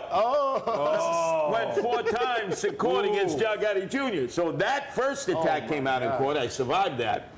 And they didn't think, they thought I'd learned the lesson of Omerta. He'll shut up. You busted up his shoulder, you broke his elbow. He'll know, shut up on the radio. That day I was in Beth Israel on 14th Street. They said, you can't leave, you have a concussion. I said, damn well, I am leaving. I'm going back on the radio in the morning. Everyone thought I was ubats, titched. And I get on the radio and I tell the story of the murder that John Gotti Jr. had committed in the Silver Fox Lounge in Ozone Park because he tried to collect on a guy he had given a kilo of cocaine with his posse. And I described exactly what had happened, how he had gutted him out 46 times. Oh, shit. The friend of the guy actually told the detectives when they asked, who did this? He said, I know who did it. That's my best friend. He killed John Gotti Jr. And then a few weeks later, the guy was found hanging from a tree outside of the Aqueduct racetrack with his knees touching the concrete, which in the neighborhood meant he didn't commit suicide. That's what the coroner wrote. His knees, he was killed first and then hung. Oh, my God. Snitches get stitches and end up in ditches. Wow. So now, Gotti Sr. in the Bergen Hunt Fish and Shoot Human Beings Club on 101st in Ozone Park hears me talking, right? At that time, they grab his son and blah, blah, blah, blah, blah. So, you know, this is a murder rap. The guy has pinned a murder on you. That's triple life without parole. Now you got to whack the guy. Wait, so this wasn't common knowledge? You shared this with the world and nobody knew about it, or nobody? Only my cousin Butchie knew. When I was trying to protect Butchie, he was a real lush at the time, but he had loose lips sink ships. He gave me all the details, and I knew I was going to use it at the right time.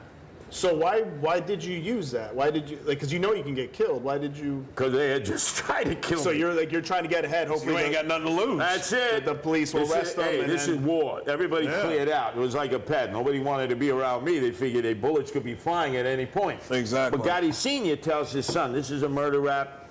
You better take care of him. So he tells his son, you messed up the first time, tooling him up with baseball bats. Obviously, the guy's not shut up. He's talking, you know, like a parakeet. Singing. So I want you to go to little Nick Carrazzo and Jojo Carrazzo in Canarsie, where he grew up, who runs the Gambino outfit there. And so Junior had to go there, had to humble himself. He goes, my father wants you Carrazzos to wax Sliwa. And they said, with pleasure. Tell your father it's not even going to cost him a nickel, dime, and penny. We hate this guy. And they put together a plot with a guy named Michael Iannati. He was the gunman. Another guy who was the driver. They stole a yellow cab in the middle of the night, brought it to a chop shop right on the opposite side of Shea Stadium at the time, which was owned by the biggest chop shop operator, who was the son-in-law of Gotti Sr., married to Victoria Gotti, Carmine Agnello. And they basically fashioned it into a moving coffin. They customized it. So they cut the handles off inside and then put them back on with crazy glue. Because the Carrazzos knew, they grew up with me. They said, Curtis is going to fight. Even if you trap him in the back of that cab and start shooting, he's going to fight. And Iannati goes, hey, I'm the hitman, guys. Well, you want me? I know my job. Don't be telling me my job. He's a punk. I put one bullet in his head. They tell him, don't shoot him in the head first. You telling me my job? So what happens? I end up getting into this cab to go to WABC after they had attempted time and time again to be the cab that I would jump into. They got lucky that morning. And what does Iannati do? Who had been stuffed under the dashboard, so I didn't even see him there. And I had told the driver, Madison Square Garden, this is 1992, before Rudy becomes mayor, Dinkins is mayor.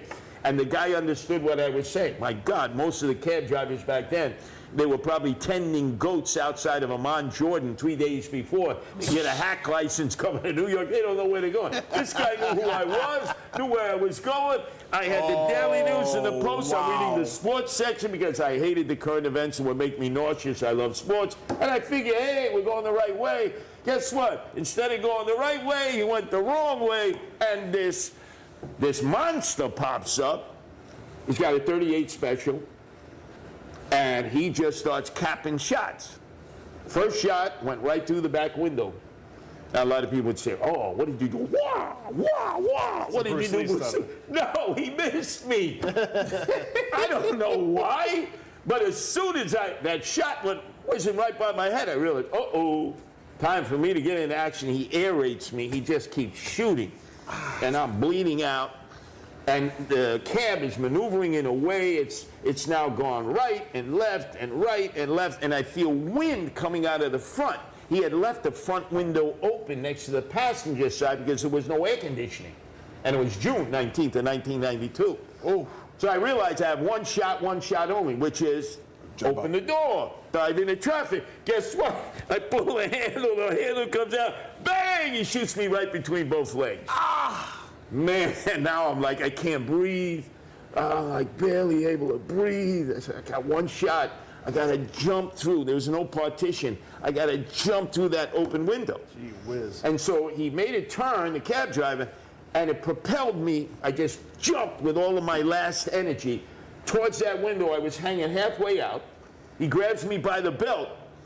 He puts the gun in the back as I'm trying to hit the ground. He caps the last shot into me, pushes me out. They assumed I'm dead.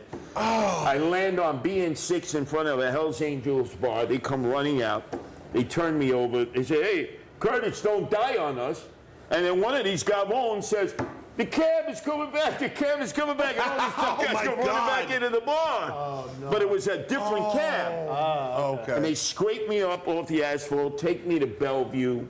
You know, they were cutting me open before the anesthesia actually came in. Oh, no. So about a day and a half later, I wake up in ICU.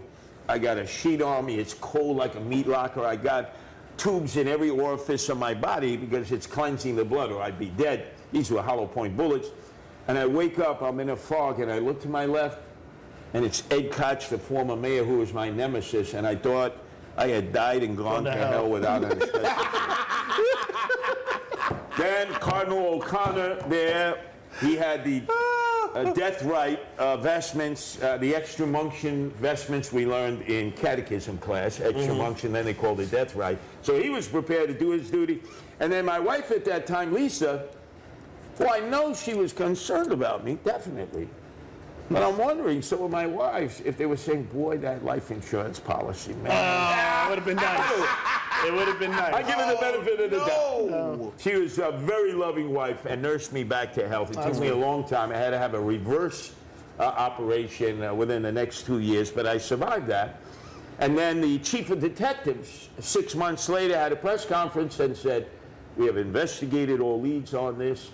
There was nobody involved in organized crime in this hit on Curtis Sliwa. Sure there were. There's a random guy hiding in the Sure car. there were. 12 years later, Gotti Jr. gets indicted for this because his lieutenant, a guy named Mikey Scars D. Leonardo, got pinched on 3 murders. They brought him in. They made him they call it queen for a day. Tell us something we don't know. The morning session went nowhere. They gave him a tuna fish sandwich and a container of milk and said, this is on Uncle Sam. When we talk with you and your lawyer for the afternoon session, you better have something good or we indict you tomorrow for 3 murders. So they come back and Mikey Scars says to them, you know that guy Curtis Sliwa? And the FBI goes, yeah, that big mouth guy, man. You know. They hated me, right? Because I'd always called forever busting Italians. This is before 9/11, forever busting Islamists after that. So Oh my God. they hated my That's guts. hilarious. So he goes, no, you know, that shooting is Sliwa. I said, well, what do you know about that? I planned it. Now, all of a sudden, what do you mean you planned it? Whoa. And then the lawyer said, look, if he gives you the rest of this, he becomes a cooperating witness, right? You cut him a deal. The 3 murders go away. So then he laid out the case, and that eventually led to the indictment of John Gotti Jr., of Michael Leonardi, the shooter, and the driver. Now, the driver cooperated. He told the same story that I told in court. And the jury exonerated Michael Leonardi, the first case. They were terrified of this guy because they had learned that he had machine gunned the guy before that. Shot him like 62 times, shot the wrong guy. He looked like a menacing. So I think the jury looked at him and they said, whoa. Wow. And John Gotti Jr., 11-1 to convict, trial number 1. So you get a chance to talk to the jurors after if they'll talk to you. The holdout was a black woman from the Bronx named Mabel. She agreed to talk to me. I said, Mabel, you know, not for nothing, you know, the Gotti Jr. planned my assassination, my execution. Well, she goes, oh, I don't doubt that, Curtis. I love the guardian angels, what you've done. I lived a few blocks away from where you first started, up in the Bronx. I said, well, why did you vote in the negative and not the affirmative? You were the holdout vote. I don't trust anything the government says. 11-1. That guy would be doing triple life without parole. Wow. Then there was a second trial, and a third trial, and a fourth trial. Iannotti, the shooter, did 20 years. He's out now. When I was on the radio before I ran for office, I was saying, Mike, I know you're listening, Mike. You know, you took that first shot, you tried to shoot me in the head. Why don't you go for some target practice and come back taunting this You guy. didn't put out the address to where we're at right now, did you? No, notice, when I asked him, where do you live in Brownsville? He was like, well, I don't think You I'm ready to living flip in the these table areas." and get behind it? Right, exactly. Is this table? But that's the way I've lived my somebody life pop behind with us these wise singing. guys, is I've never surrendered, I've never retreated. You're wild, man. You know, you take a beat down, you give it a beat down. You know, these tough guys, they always say, oh, I never got a beat down. And you're not a tough guy. No. You had to get some beat downs in your life. And that's the one thing that I've noticed, again, with all of these other people that are running for mayor. It's like none of them are tough people. They're like, none of these, they've never been through anything. You're the only one that, you know, the only one that I know of who's actually been through things, who's been in the gutters of New York City and taken bullets. This is the first time I've... You know how you assess these so-called tough guys? Because they all shake their hand. No calluses on their hand, and you know they got calluses on their butt. from sitting all the time and talking tough. Indeed. Look, all these guys, whether they're my friends or not, Trump's a tough guy, right? Yes, he is. Cuomo acts like a tough guy. Rudy Giuliani, tough guy.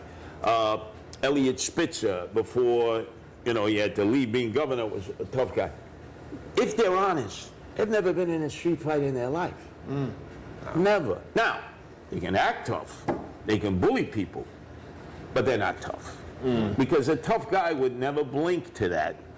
And you could tell. I know what a fugazi tough guy is, and I know what a real tough guy. Toughest guy I ever met, Chuck Zito. Man, let me tell you something. Chuck Zito in an alleyway, I'm going the other way, man. Chuck Zito. That's the toughest guy alive. Chuck Zito, who is that? I don't know. Chuck Zito, Who is that? former Hell's Angel, Okay. has been an actor for many instances, and I'll never forget it. I think it was in Scores or one of the clubs. Jean-Claude Van Damme was getting fresh with a woman. And Chuck Zito stood up. Knocked him out, right? One punch. Yeah. Ooh, Oh, Was he? Out Was he in cold. Oz or something? Jean-Claude. Jean-Claude, out cold. Holy shit. Chuck- Yeah, I heard about that story. Yeah, Chuck I Zito know you're is talking about, I think. one hell of a tough He's an guy. actor, right, too? Yeah, a legitimate. Well, remember He that was in Oz or something. he was in that prison series. Oz, yeah. Oz? That's it, Oz, Oz, yeah. yeah. That's I knew. I thought so. He's Scary dude, man. yeah, he's a big guy. Let Yeah. me tell you something. You would have an X-Lax attack if this guy was in a cell with you and he said, guess what? You're the bottom bunk guy. You're my Maytag. You would do anything to get out of that cell. Holy shit. So, to that, in the, it's like how can I top that, right? How can you top that? So, out of all of the candidates for mayor, Yeah. so far, who scares you the most? And not you, like personally, but who scares you If they became mayor. if they became well, obviously we're rooting for you, Right. But out of all of the ones who are running, who do you think poses the biggest threat, not to you, Right. but to the city of New York? Yeah, Zoran Mandami. Without a doubt. What he is saying about the police department, he wouldn't hire any additional police. It would be lawless, release inmates irregular. A lot of people don't realize that AOC, who is his mentor, he's the mini-me to AOC, the male version, does not believe in prisons. He doesn't. And you're saying AOC She doesn't herself either. does not believe in prisons. What does she believe in? What's the alternative? Good question. But journalists seem to treat her with kid gloves. It's sort of Always. That would be my first question. Is like, you say you don't believe in prisons, AOC. What do you do to people who rape women? Love to hear her answer to They're that. serial killers or mass murderers. What do? You give them, send them to therapy? Right, but they say these wild, crazy things without ever having been in the streets. AOC thinks she was like Jenny on the block, J-Lo, in Castle Hill. She grew up in Westchester in an affluent suburb. She's never spent time in the Bronx. They say she lives in Parkchester now. I walked around that neighborhood with a milk container with her face on it in Parkchester. Have you seen this woman? No. And that's true of a lot of Parkchester. elected officials. Where they Yes. supposedly reside, they're never there. No. They're never there. Parkchester is a development full of transit workers and firefighters and cops. That's the last place she'd ever be. One thing I can tell you to those 4 people who will end up in the last dance is I will use that on the subways. I will use the milk container That's great. for Andrew Cuomo. We know he's not on the subway. Eric Adams, are you kidding? Unless they're like 12 armed cops with him. Zoran Mandami. He was on a subway. He did a video. He does very good videos. He is on a subway with this black city councilman, Ossie or something like that. I'll say, yeah. And they were dancing. I thought That's it was Combat. It's Combat Jack's son. Right. I thought it was like Fred Astaire and Gene Kelly on a subway. I never saw such a clean subway car in my life. I said, these guys have never been on the subway. No, far from it. But you see the power of video, which is the medium of this new generation, 30 and younger. 100%. If you can put out powerful videos, which he does. Remember, does he was great, a yeah. filmmaker. His mother was a filmmaker. He knows how to do good film. I think I do pretty damn good videos because I'm in the belly of the beast most of the time where most people won't go, is the way to engage people who normally wouldn't vote, or you're trying to get across a point because the others are boring. Yeah. Oh my God. I want to take a knife and impale myself when I see some of their videos. I said, this is really bad. You know, like Harry Carey in Japan, you know, just really bad. And they spend a lot of money. I'd like to know who's getting all the money for these videos. Lander strikes me as somebody like that. Oh, God. And Zellner, and the other one who I actually just found out, I am his constituent in my neighborhood, Zellner Myrie. Yes. Boring candidate. Boring candidate. Watching paint dry. He's the one who preaches, we're going to have like 500,000 new apartments and new residences. And again, it's like, it's this same thing that I keep hearing from these guys. It's like, you want, they're working, they're unwittingly working for, like we talked about earlier, they're working for the developers. I remember last year watching a video of this building in China. It's like a 15-minute city stacked on top of itself. I think they said something that the building had like 20-some thousand people living in that one building. That is like a little city. You ever seen the movie Judge Dredd, the second one? No. The one with Eric Bana. Was it Eric Bana? I can't remember his name. But the guy, the second Judge Dredd movie, the one that didn't star Sylvester Stallone, where the name of the city is called Mega City 1, and the main villain of that movie is like at the top floor of this gigantic, residential project building, which is kind of what what these guys are working on. Sure. When I listen to Zellner Myrie and all these other guys, and they're talking about, well, we're going to build all these new homes. My first question is, where the hell are you going to build them? And two, how affordable are they actually going to be? Well, when I look at all these guys and gals, Adrian Adams, boy, Oof, that's another boring one. Adams, and then Ramos and that. To me, they're an enigma. I don't know anything about them personally. And they're very guarded about that also. It's like everybody knows everything about me. They say, oh, you got a lot of cats, you and your wife, right? That was what came out of that first campaign, because we rescue animals, prevent them from getting killed in the animal shelters. Because our animal shelters, oftentimes, if they can't adopt or foster out, they kill them. Yeah. Quick question, how long have you been doing that? Oh, my wife's been doing long before I met her, Nancy. And then when I met her, I'll never forget, we had rescued this cat. And it was a feral cat, and she wanted to release it back out. She had always taken care of feral cats. And I said, you can't. This cat will not survive outside. We're going to keep them in the apartment. And she was shocked that I said that. And then when we would rescue cats, some of them were feral. They would stay outdoors. Others would be indoors with us, and we'd adopt them out and make sure they were brought to the vet, got their right shots, was socialized, because she adopts them out in twos. And so that became a part of our first campaign. And in this campaign, for the first time, I have an independent line, Protect Animals. Because a Pew Research study was just released. It said 97% of all Americans, whether they voted for Trump or Harris or they didn't vote, view the animals in their homes as family members. Yeah. 97%. When they were asked, who do you have more pictures of? Your children, grandchildren, wife, husband, grandparents? Oh, no. They're pets. They spend more money on their pets now. Oh, yeah. And if you go to a vet, you were wondering, hey, wait a second, that's what you would normally charge for a human brain surgery. The vet prices are astronomical. Yeah, People don't blink. And so we have a Protect Animal line. And you're going to see that's going to be the icebreaker to me, because a lot of women, very sensitive about animals, and they will vote for you even if they would not necessarily vote for a Republican. They need another line to vote for you, because some of them think that if they vote for a Republican, their mother and father up in heaven will cast lightning bolts at them, like my parents. My parents, lifelong Democrats. My father grew up in the land of Lincoln, Chicago. He taught me all about Abraham Lincoln. I go to their room in Canarsie, right? Up on the wall, you had Jesus Christ, Blessed Virgin Mother Mary, Pope John Paul, Polish, you had John Kennedy, and you had Barack Obama. So I said to my dad, Dad, why don't you even put up a $5 bill with Abraham Lincoln, right? No Republican goes on my wall. You told me all about how great Lincoln was.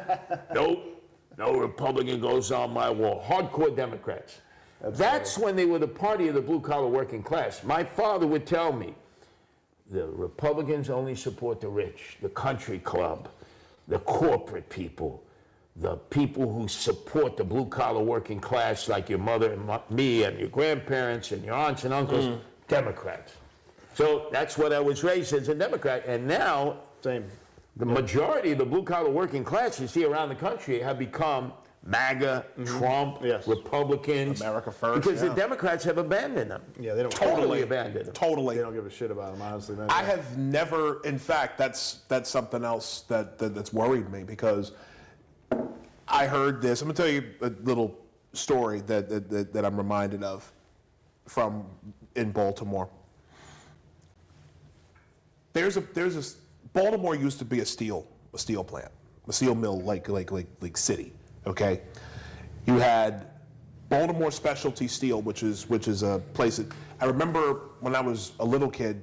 My dad used to work for Roche Biomedical Laboratories, and he would deliver like blood and urine specimens or pick them up and do whatever he had to do. Right.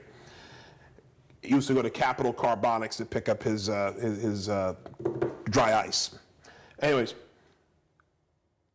he used to go to this place called Baltimore Specialty Steel, which was a steel mill over in the east side. That plant shuttered in 1992, right before my parents moved over there. They bought their house on September of 1992. Place is still vacant. The plant is vacant. GM, General Motors, used to make the GMC Safari and Chevy Astro minivans in a plant on Broning Highway. Okay, that plant has been shuttered since 2005.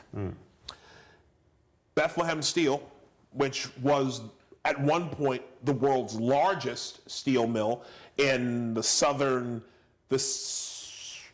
part of Baltimore County, employed generations of Baltimoreans, including both of my grandfathers, okay, one of my uncles, and several people that I knew in the neighborhood.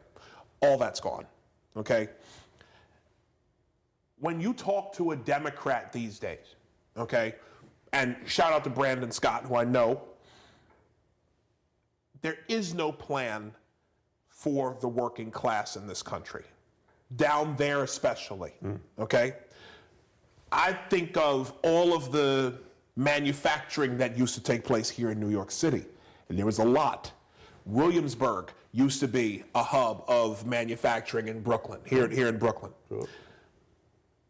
There is no plan from the Democrat Party about blue-collar workers.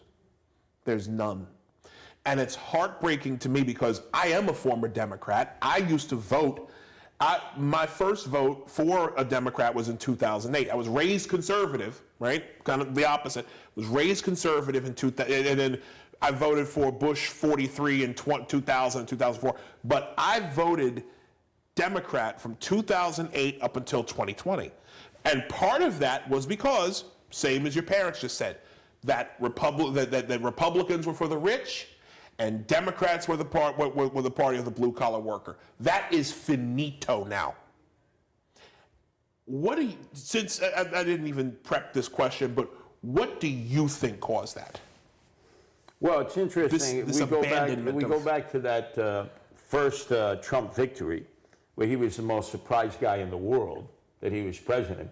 And Hillary was in that fetal position for like a month at Jacob Javits Center, not willing to accept that she had lost. Yeah. My wife, Nancy, was a big Bernie supporter. Bernie the Altakaka Sanders. The Trump people had a lot of similarity in their points of view about offshoring our industrial base, our jobs. So my my wife went to Philadelphia. She was so upset. When she saw Bernie wave the white flag at the Democratic National Convention and give over to Hillary, because she had, remember, the superdelegates. That's the only reason she beat the Altacaca. Yeah. She had all the superdelegates in her pocket, and he basically waved the white flag. She got so pissed off with him, she voted for Trump. I didn't even vote for Trump then. I voted for myself. I wasn't going to vote for Trump. My wife went from being a Bernie supporter to a Trump supporter, and I found out eventually that a lot of Bernie supporters voted for Trump because of that issue. Yeah. The outsourcing of our jobs. But you're absolutely right, especially in urban America, where all the plants used to be. Chicago, where my dad was from, they had so many plants there, all shuttered. And look at the chaos in the urban area. Detroit, we can go right on down the line. All these areas, they're industrial base, gone. Gone. So that people with limited skills who could get decent paying jobs and then work their way up the ladder didn't have a place to be able to do that. None. And so it's become the land of white collar workers. You have to have skill levels. You have to have a college degree. Most Americans do not fit that description. So you're right. We have to get back to some of those. It's never going to all come back. Well, you know what we're doing. But enough of that can come back so that people can be gainfully employed, own a home, raise a family, pay their taxes, and live the American dream. Amen. Own some property, yeah. But this is what we're doing now in New York City.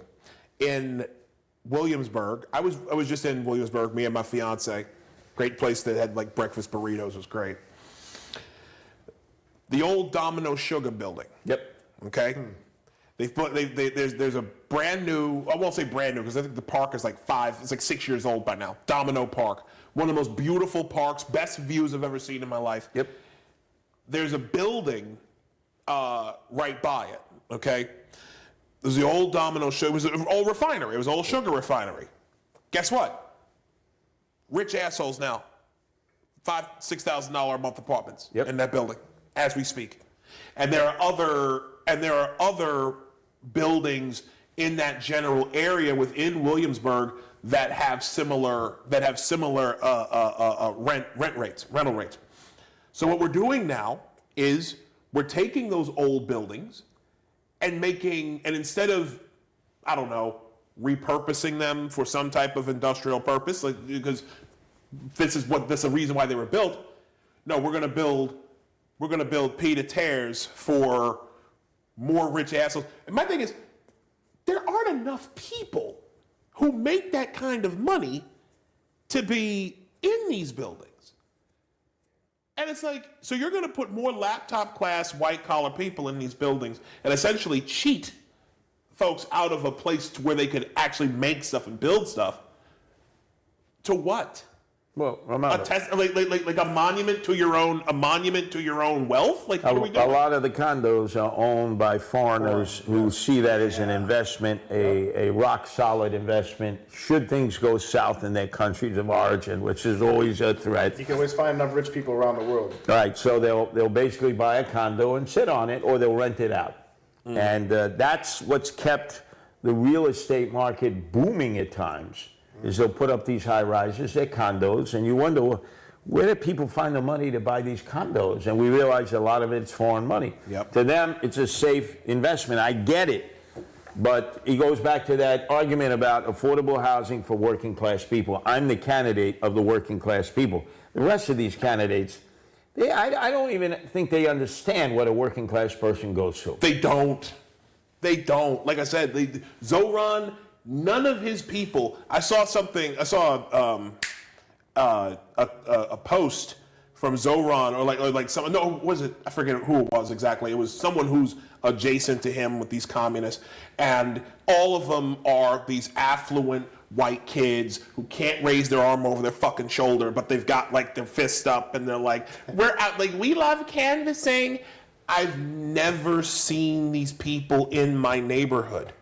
I've never seen them. They don't talk to anybody. It's like one thing that some people used to do, that some people joke about. They're like, if they're on the subway, we're going to talk about that too, in coming up. They're on the subway. They see all the white people, right? They see white people on this, and they just wait to see like how long they're on the train, like what stop they get off at. And like most of them will get off at Franklin, right? And then some of them will get off at Utica. And it's like, they know, like we know where they go and where they don't. I never see them in my neighborhood. These people do, the Democratic Party and the rest of these fucking communists, and I hate them. I'm telling you right now, I hate communists. I despise them because these are rich people who think they can tell everyone else what to do while never, ever, ever setting foot in our neighborhoods, never talking to real people, except for one, and that was Danny Pearlstein with Riders Alliance. But other than that, the contempt that these people have for working class people and for middle class Americans makes me absolutely sick. And I really hope that you're the guy. What can you do to kind of turn that around? Like, is there anything that you can do in terms of like maybe slowing some of this foreign investment in these buildings down? Like what can you do in that regard? First off, I'm not omnipotent. I don't pretend like Adams and de Blasio and Cuomo do. They knew everything. Once you get in there, you're inheriting a mess. With the chaos of the Adams administration. Absolutely. He just recently put out a call. He said, to my developer friends, green light, go for it, because he needs money. He's got to pay off his legal bills. He owes $3 million. That would be considered an in-kind contribution. He's got to pay that off. He's not getting matching funds because of his corruption. So he's got to start raising money if he's going to be a serious candidate in the general election. But it was in the real estate publication, to my developer friends, basically without saying this, City Hall is for sale. So if you have property, go for it now. There is the City of Yes. There's no more zoning involved in the City of Yes. You don't have to go to the city council person. You don't have to go to the community board. If you got a project, get it underway. Basically suggesting if I'm not the mayor, better get that project underway. Meantime, kick back to me. Andrew Cuomo's no different. He's in the back pocket of the real estate industry and the corporate developers. So I'd have to get in there first and see who owns what, who's actually occupying it, how many of these buildings are empty, because quite a few of these buildings are empty. Yes. And then meet, obviously, with the landlords and try to figure out, okay, how are you making money on that building? Because you're paying property tax, but there's nobody in there. So is this basically an investment for foreigners? And explain to me how you benefit. I want to see how we benefit from this, because it's a part of the role we play in the world. It used to be countries would house their gold down on Wall Street, you know, at the Federal Reserve. I've been down there. You see all the gold bars. And then you don't often see the name of a country up there. And I would ask the guy, well, who are all these gold bars for? We're not at liberty to say. They house their gold bars in the United States should they have to flee their country.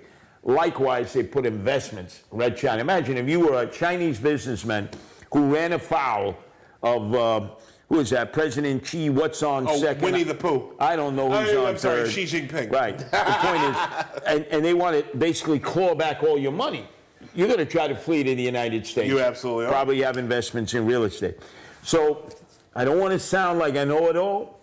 I want to lay it out. It's almost like you got to put the spreadsheet out and see, where are we getting screwed and how is this in our best interest? And explain it to me first before all of a sudden I come down on you like a ton of bricks. The mayor has control of every agency. This mayor is afraid to use and flex his power.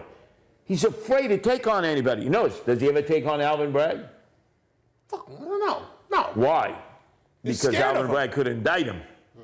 So naturally, we end up having a mayor who could be calling out the Manhattan DA, who's basically set the standard for other DAs to turn him loose. Absolutely. Is never shamed and never publicly called out by the mayor, because the mayor is afraid that Alvin Bragg will indict him the way he did his female Rasputin, Ingrid Lewis Martin, and before that, Eric Ulrich. So he's terrified of all these people, terrified of the people in Albany, terrified of Kathy Hochul, terrified of Donald Trump. He's a man, not only without a plan, he has no more culions, he has no more huevos. He's little Eric. I hate to say it, but he's right. And yet this is the guy, after we finished the election, they released the tape where he said, I kicked those crackers' asses for 22 years in the police department. No, the fuck he didn't. He was all big and bad. But now he can't be big and bad because so many people have a piece of him. And he's an embarrassment. He really is an embarrassment as the mayor of New York City. I'll tell you what really surprised me about Adams. When he, remember a few months ago we went on Tucker Carlson? Yep. And basically sang like a bird about how the Democrats basically made him out to be, they basically said that you're the step and fetch it and you need to go and do what we tell you, boy, or, you know, and make our policy priorities, especially with this illegal immigration thing. Totally. Yeah. So that's something I do want to get to, because I got three big items I want to get to. We have a clip of Tom Homan, our border patrol czar, talking to Sean Ryan of the Sean Ryan podcast. If you could pull that up, Mike, I believe it's toward the bottom. Sean Ryan, Tom Homan was on here. I'm gonna listen to. I'm gonna let the whole thing play through, and then we'll get your reaction on the end. I get asked that all the time. You know, I think there's some people that thought just don't believe in borders. They think we should have open borders. But I actually think they saw future political benefit. Obviously, because when President Biden signed over 90 executive orders destroying everything that President Trump did in Trump 45, he also overturned the Trump census rule, which means the millions of people they release in the United States, they'll be counted in the next census, most of them, sanctuary cities, which means what? When they proportionate seats in the House, it means more seats in the House for the Dems. And also they think they're future Democratic voters. Because here's the long game they're playing. No one talks about this. Here's the long game they're playing. They're playing the long game. They're smart at it. Overwhelm the system. Let's bring 10.5 million encounters to the border. Release them without proper vetting, because all they care about is the optics. If there's no overcrowding, there's nothing to see. If there's no overcrowding, we can say the border's secure, which they did. Border Patrol agents were ordered, process quickly, release quickly. Because if there's no overcrowding, there's nothing to see here. So of course they weren't vetted properly. Didn't have time to vet it properly. Why did they release millions of people into the United States rather than putting them in an empty ICE bed? An ICE bed owned by ICE, contracted by ICE, at $127 a night. Why did they not fill that bed? But they'd rather release them to an NGO, get put in a hotel room at $500 a night, get 3 free meals a day, get free medical care, and not only that, they get flown to the city, their choice. They say where they want to go, we flew them there. Biden administration. Put them in a hotel room, $500 a night, give them 3 meals a day, free medical care. Why did they do that? Instead of putting them in an ICE facility at $127 a night. Because they knew exactly what they're doing. They know if they go into ICE detention, they get a hearing within 40 days. Based on real data from the immigration court, nearly 9 out of 10 people who claim asylum will get ordered removed because they don't qualify for asylum. They get removed. That's not what they wanted. Overwhelm the system, because once you're out of the system, you got the detained docket. Immigration court prioritizes the detained docket. But once you release them, now they're on the non-detained docket, sitting in a hotel room. Hearing's going to take 3, 5, 7 years, depending on what location you're on. If you want to exhaust all your appeals, maybe 9 years. They overwhelm the system because they know it's going to take years to get these people through the process. And what happens then? They're hoping for a Democratic administration. Now you can warn amnesty. They're playing the long game. They overwhelm the... Your thoughts? Oh, I concur. Look, we had a situation where Eric Adams and the Democratic City Council wanted to allow migrants to vote. Migrants to vote. Luckily, the Republicans were able to fight that in the state's Supreme Court system because it was clear in our state constitution you had to be a citizen.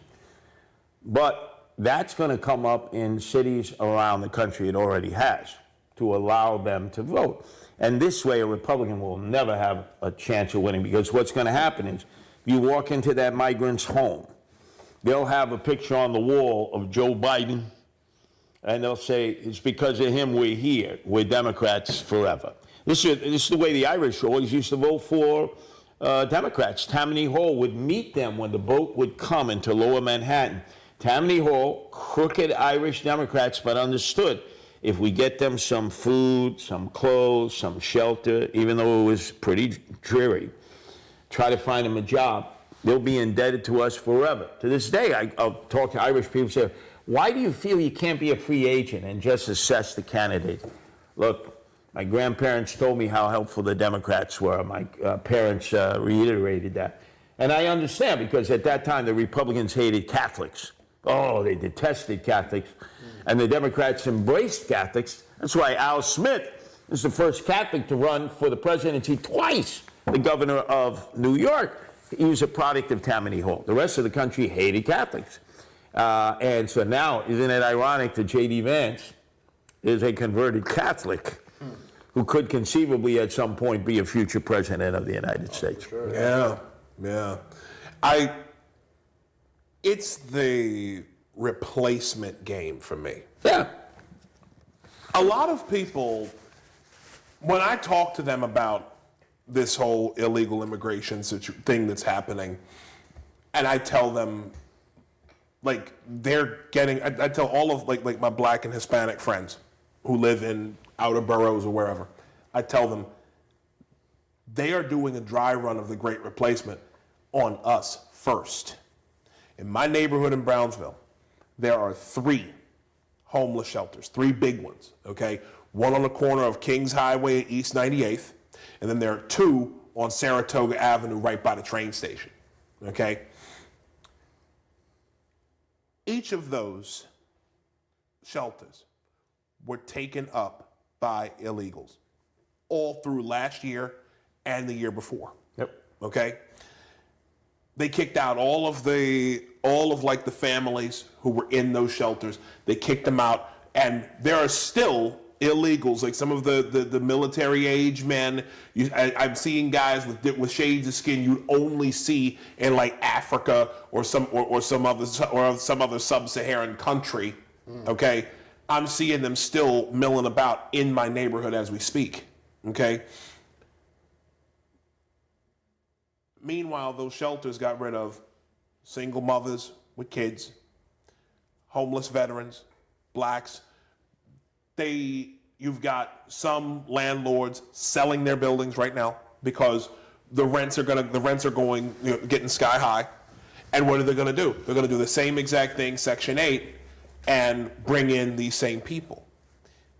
And just like Tom Homan was saying, with overwhelm the system. He didn't have he didn't mention the term for it, but I am. That's Cloward Piven.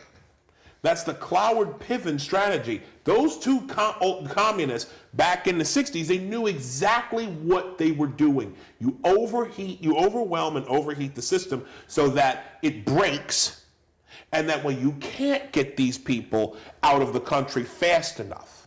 Okay? That's why we have all of these judges and everything that are that are trying to gum up the process. They're trying to be sand in the gears, as it were. So I tell my black friends who, again, they call themselves being pro-black. They're not. They're pro-Democrat. Shout to Sonny Johnson. And they don't seem to understand that they were doing this dry run in our neighborhood first. Sure. So my question again to you is, what are you going to do to assist the federal government, assist Tom Homan in speeding up the process and getting these illegals out? Well, number one, they have what they call detainers. Sometimes they're spit out by a computer, and you look at some of them and you say, boy, this doesn't look like a gangbanger or a criminal or whatever, and it gives the opposition to removal of an illegal alien a lot of grist for the mill. And they can say, well, look at this guy. He's been living here for 30 years. His wife is an American. His children are American. You don't want to break up the family. They have their rules. They have their orders. I understand. It's like a paramilitary organization. But you got to use some logic with this. I would say, from my perspective, everyone should expect due process.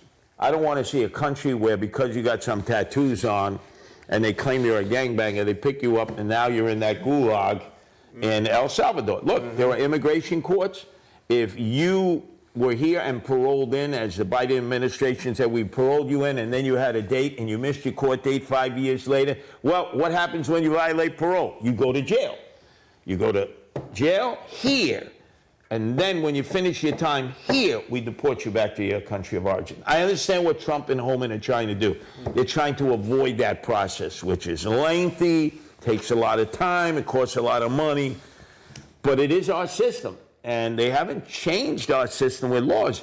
I just never want to trust the government and give them total confidence that they're going to grab all the right people to deport them. And I think in their minds, they've already said, well, look, 5% of the people maybe shouldn't have been deported in that way, where we pick them up and they're in Gitmo or they're in that Supermax in El Salvador. We have a process. We have to follow it. I never want to empower the government with that much determination where they tell us, well, these are gangbangers. All right, prove it. Yeah. That's it. If you can prove it, they'll be gone. That's a good But I don't want to indiscriminately allow a government, any government, whether it's Democrat-controlled or Republican-controlled, to make those decisions without somebody being given due process. It's what our country is about. Yeah, it's one thing to deport people back to their country. It's another thing to deport them back to, like you said, like a gulag, like a maximum security prison where there's like 40 guys in a cell or whatever. That's rough. So if they're not, some people are going to get caught. Well, what did they do? I mean, that country can make a determination once they're back in their country of origin. Yeah. But for us to ship them to the guy in El Salvador who's charging us a VIG to house them, what did they do to be put in a Supermax? Don't you think you should at least show your cards? An immigration judge clearly could sign off on that. But I believe you do your time here, then we send you back. That to me will prevent others from coming in. If they know they got to do time here first, and then they get sent back, and then that country might incarcerate them in that kind of a situation. I know what Trump and Holman are doing. They're showing that image because they don't want other people to come. I know if I were thinking of sneaking in, I do not want to end up in that place with like 100 gangbangers with tattoos who all of a sudden are going to treat me like they're Maytag.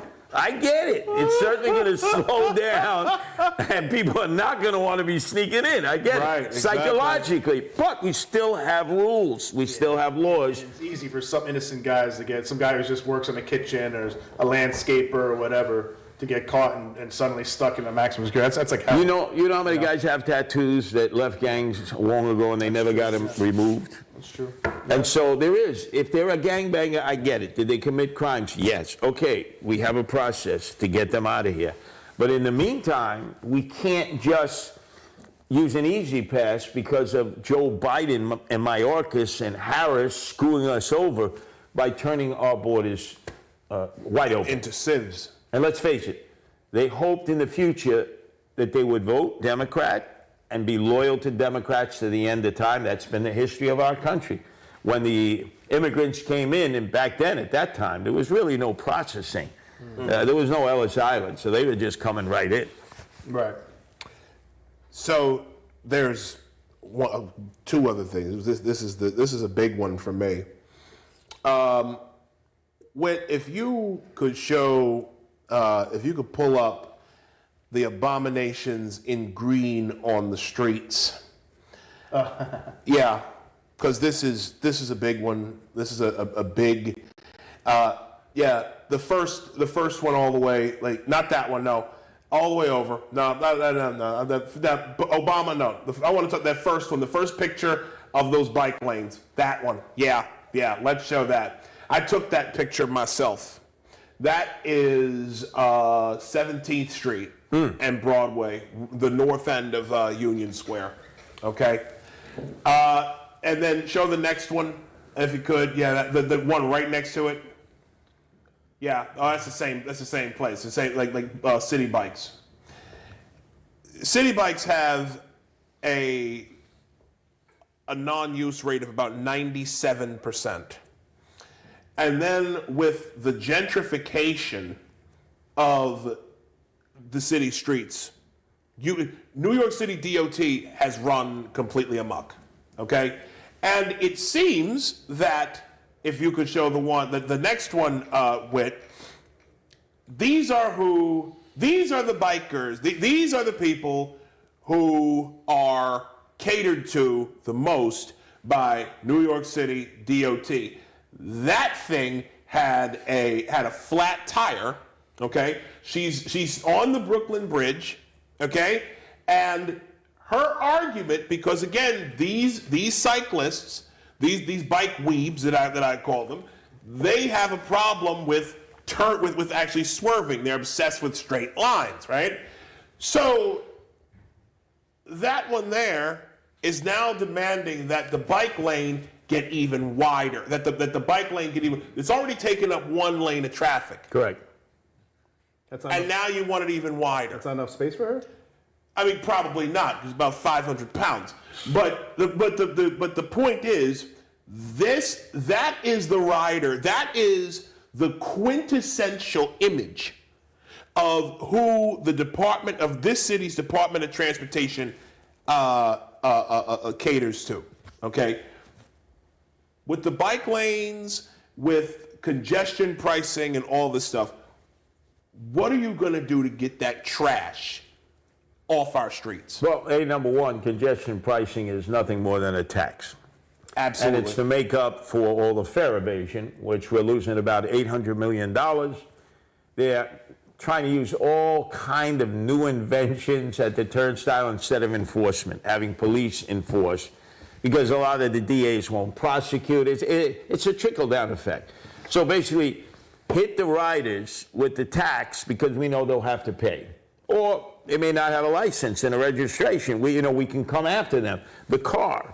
Whereas people who jump the fare and don't pay the fare, there's no real way you can get at them because there's no prosecution, even if the cops arrest them. So agree with the Trump administration and the Secretary of Transportation that congestion pricing has to go. So the mayor should be taking on the governor, because that's just subsidizing the MTA, the money-taking agency.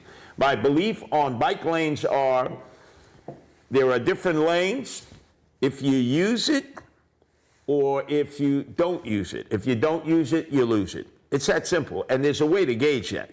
We have all kinds of ways of determining how many bikes were there, how many an hour, how many a day, how many a night.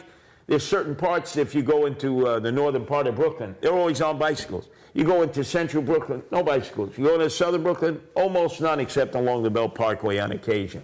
So if you don't lose it, if you don't use it, you lose it. I'm not opposed to bicycles. I just feel that they put the lane out.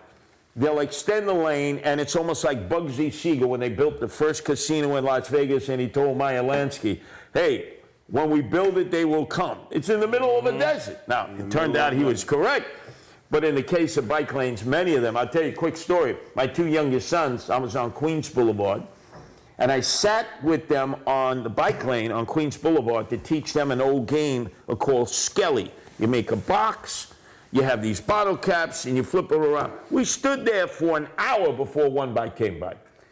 There clearly was no need for a bicycle lane there. And I think Idanis Rodriguez, the Department of Transportation, they believe, put the bike lanes, and if you put them, they will come. And in a lot of places, you never see any bicycles.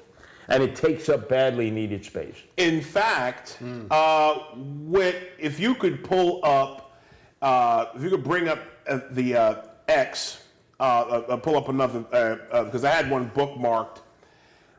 Let me just make sure we get that, because I want to show you. They just recently put up a bike. They just recently put up a bike lane on East 62nd Street. I think There we go. That's it. Yep, that one right there. Just recently put up a bike lane on East 62nd Street. I want to show you this from Enforce Laws NYC. This guy, we follow each other. He's a great guy. Scroll up real quick. Let me just scroll up. It says, quote, well, DOT sabotaged 62nd Street, which is the off-ramp to the Queensboro Bridge. Correct. Heading northbound off the upper roadway. I'm very familiar with that. Yeah. They basically made the bike lane triple wide. Look at that. Jeez. So they made, and 62nd Street, that's a busy road. Yep. Well, let me first correct you. Why would bicycles need that much space? But let me correct you because you Tour de France referred to it as the Queensboro Bridge, a.k.a. the 59th Street Bridge, a.k.a. the Ed Koch Bridge. Yeah. Why do we need 3 names on a freaking bridge? Can't we settle on one? But you're absolutely correct. Now, isn't it interesting, and I could be wrong on this, I'm not omnipotent, but the Grubhub has invested so much money to maintain and expand on the bike lanes so that their kamikaze bicycle drivers who do not have a license, who are not registered, can go speeding up and down and scare the bejeebers out of you if they haven't already hit you. Happened to me a couple weeks ago. Did they hit you or They didn't hit me. They didn't hit me. But like I'm walking towards heading to work. I'm walking back towards Grand Central Terminal. I picked something up at Best Buy. The Best Buy we were at when I picked you up. In fact. Oh yeah. I'm walking back to Grand Central Terminal because I got to be to work at 2:30, and this deliverista speeds. I've got the walk. I'm in the crosswalk.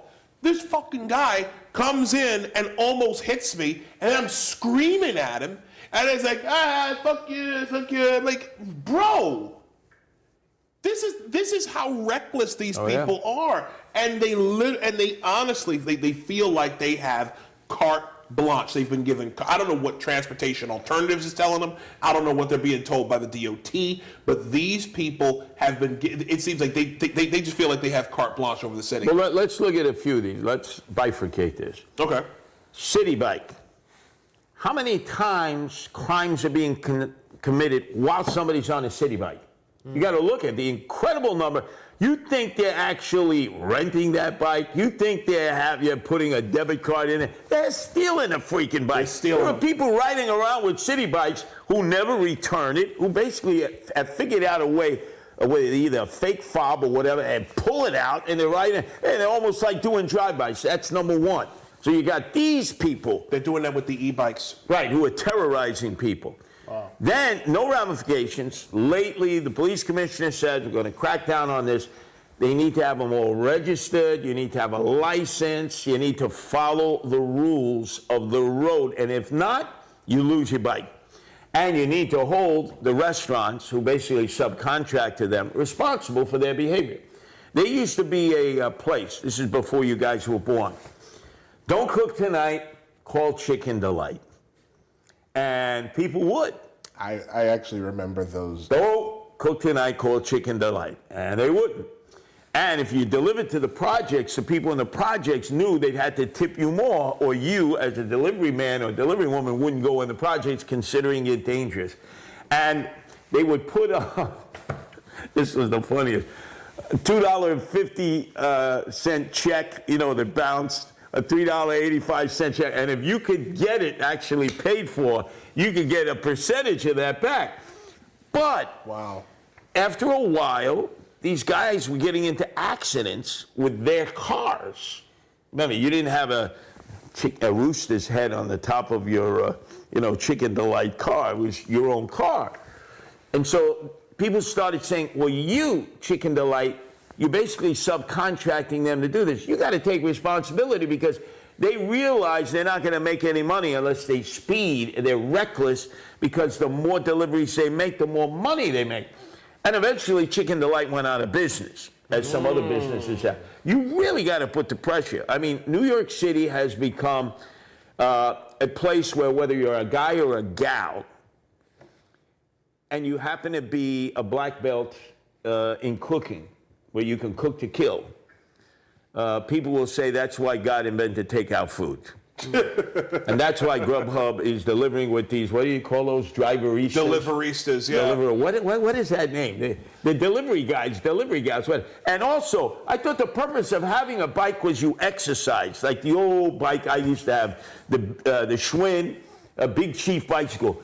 You know, you pedal. These guys sit on there, they might as well go side saddle.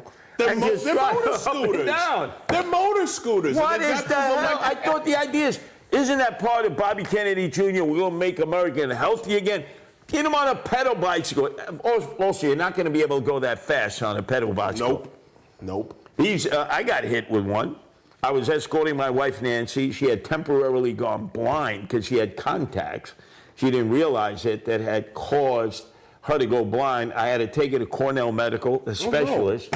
I'm escorting her as if she's Helen Keller across the street. And this woman is on one of these e-bikes, not even a delivery person, a woman on one of those city e-bikes. And she's coming right towards my wife, and she's not paying attention on the bike. So I took the brunt of the blow, and man, it rattled my bones. From the tip of my nose to the tip, I couldn't go down. You know, I'm Curtis Sliwa. I can't go down for the count, right? I got to tell you, I felt that for 20 days. God, now, the woman couldn't have been more apologetic. But again, doesn't have a license, no insurance, no registration. Where do you go if, in fact, you are seriously injured? They don't even have a no-fault insurance for these people. And who makes out? Grubhub. And by the way, Grubhub just donated $1 million to Andrew Evil Eye's Cuomo campaign in dark money to a PAC. $1 million? Right. Why would they give him $1 million unless they wanted this to continue? Because remember, they can make money hand over fist this way. Yeah. They should be held responsible. Mark Gorton. That's the name you need to remember. Mark Gorton is one of the largest investors in Lyft. City Bike is owned by Lyft. Yeah. And City Bike is a scam. $25 a day to go to take a bike out of the dock, and then you got 30 minutes to get to the next dock to basically compete, or you'll get charged a fee. So you're going from dock to dock, and to get where you need to go. It's the biggest scam I've ever seen in my life. But Mark Gorton, that's the guy. That's the one who's the money man behind that. And by the way, naming rights, right? Citibank. Citibank gets all the cred, even though they have nothing to do with it, right? Are they paying anything for that? I'm sure they are. No. They're not? No. Why do they get their name on there? Good question. That's what I always City ask. Bike. No, like dead serious. It's City Bike. Go on any of the docks.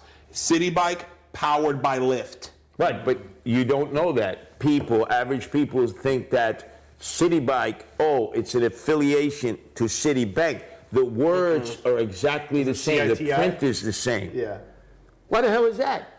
And why are they the only bike provider? Why do we have a monopoly? I mean, think about that. If you really want to encourage people to ride bikes, I remember they had another provider, and it didn't work out. But you would think if they would open up the marketplace, just like with all these crazy scooters, you go up to the Bronx, they take a scooter a few blocks and then they just leave it there. I've never seen any of it. I said to the guys in the Bronx, the Guardian Angel, what the hell are all these scooters? They're dumped all over the place. Yeah, they just take it a few blocks and they dump it. You know, you have to have the debit card. That's exactly what nuts. they do. It's the nuts. the lime scooters. Exactly, the lime scooters. Those things are literal trash on the sidewalk. To me, It's put ridiculous. the lime in the coconut. And then you throw them both on the sidewalk. But there are all these, right, there's all these alternative forms of transportation. I get it, but they're not regulated. There are no consequences for misuse, and anybody could get up there. And worse yet, it's like they're trying to force a round peg into a square hole. Well, they don't want cars. Right, exactly. They don't want cars. This is why I keep. And I don't have. Well, I'll give you an example. I'm opposed to the city of yes. They want to construct a 20-story place for people to live. 20 floors, no parking. How do you have no parking? Is everybody going to be riding around on a bicycle? Can everyone take the subway? No, it's too dangerous. Or a bus? No. So they basically want to force that upon you. You're not going to have the alternative to have a car. That's what the intention is. That is the intention. Now, there's some people, they don't want cars. That's fine. But to those people who want cars, if there's more of a cost than having a car, which there is, and you have to have parking, and maybe you have to pay as much for parking as you pay for your apartment, that's your choice. That is. They want to take that choice away from you. It is the most disturbing thing I've ever seen. And it serves multiple purposes. For one, it's communist, and the reason why is because it's the theft of private property. That is the essence. Apostate Radio is officially an anti-communist podcast. Okay, so That's I got the impression it wasn't pro-communist, pro-socialist. No. In case you haven't noticed. You should. In case you ain't noticed, we are an I come to that conclusion. Right, we are an anti-communist podcast. But anyways, it's like it's the theft of private property. As human self-estrangement. They think they're helping people become more human, more social, more like, we love you. Everybody will come together if you don't have any private property, if the state owns everything, or if a gigantic corporation owns everything, a gigantic corporate real estate, or like a private equity fund, like, BlackRock or State Street or whatever. Because at that point makes it fascist, because you've got corporations doing the job of government, because it's either a big corporation's going to own your shit or the state is going to own your shit. Either way, you don't get to own any shit. And that's that. That's what it is according to these people. That's the whole thing about City of Yes, Agenda 2030. We talk about this all the time. This frightens me because, again, you're not even giving people the option. You're not giving people a choice. If I want to live in a fancy building and I don't, and for whatever reason, like you said, if it's more advantageous for me to have a car, okay, if I want a ar, that's my choice. Right. I don't own a car right now, right? Like I take public transit, and the amount of people that when I tell them that, and the cognitive dissonance that takes place, it's like, you're supposed to be on our side. They don't know how to handle it. My argument is, you're taking people's choice. You're taking people's individuality, their individual movement away. Because what's the natural? It's the same way with vehicles itself. You want an electric car, that should be your choice. A hybrid car, a gas-burning car, a diesel-burning car, that's your choice. Yeah. It's a marketplace. And then you make yourself a good deal. Some people love the electric car, they love the hybrids, they love the gas power, they love the diesel, whatever. But they wanted to, obviously, Biden eliminate all that. And some of our governments, especially California and here, Hochul, where they want to mandate by a certain year everything's electrical. First of all, it's never going to happen. It's never going to happen. But it makes people feel good. Yeah, saving the environment. I'm saving the environment. Environmentalist right. cause. Yeah. And let me tell you, the one thing, if you want to know, like a member of the previous administration that I legitimately hate, who makes my blood boil, Pete Buttigieg. That motherfucker sat there and told people when gas was $5 a gallon and people were struggling, inflation was already high, and gas prices were going through the roof, that man sat up and said, well, you could just buy an electric vehicle. You could just buy an electric car. Meanwhile, I'm going to go buy kids. I'm going to buy a couple more babies, and they're going to be black. It's that tone deafness. And how much electric cars hatred. cost? What's that? What's the cheapest electric car go for? The cheapest electric car, I think the average is like $45,000. Everybody's got $45,000 in the Everybody, bank. yeah, we've all got $45,000 laying around, and that's for a small one. Yeah. I think the Model 3, the Tesla Model 3, I think is like it starts at like 35, 40 or something like that. It's a matchbox. Like most of the whole electric vehicle craze, it's over, it's dead, right? But the whole point about it was, I'm taking people's choice away. You don't like the conditions that we've created? Here's our communist solution: a $50,000 ugly as shit electric vehicle.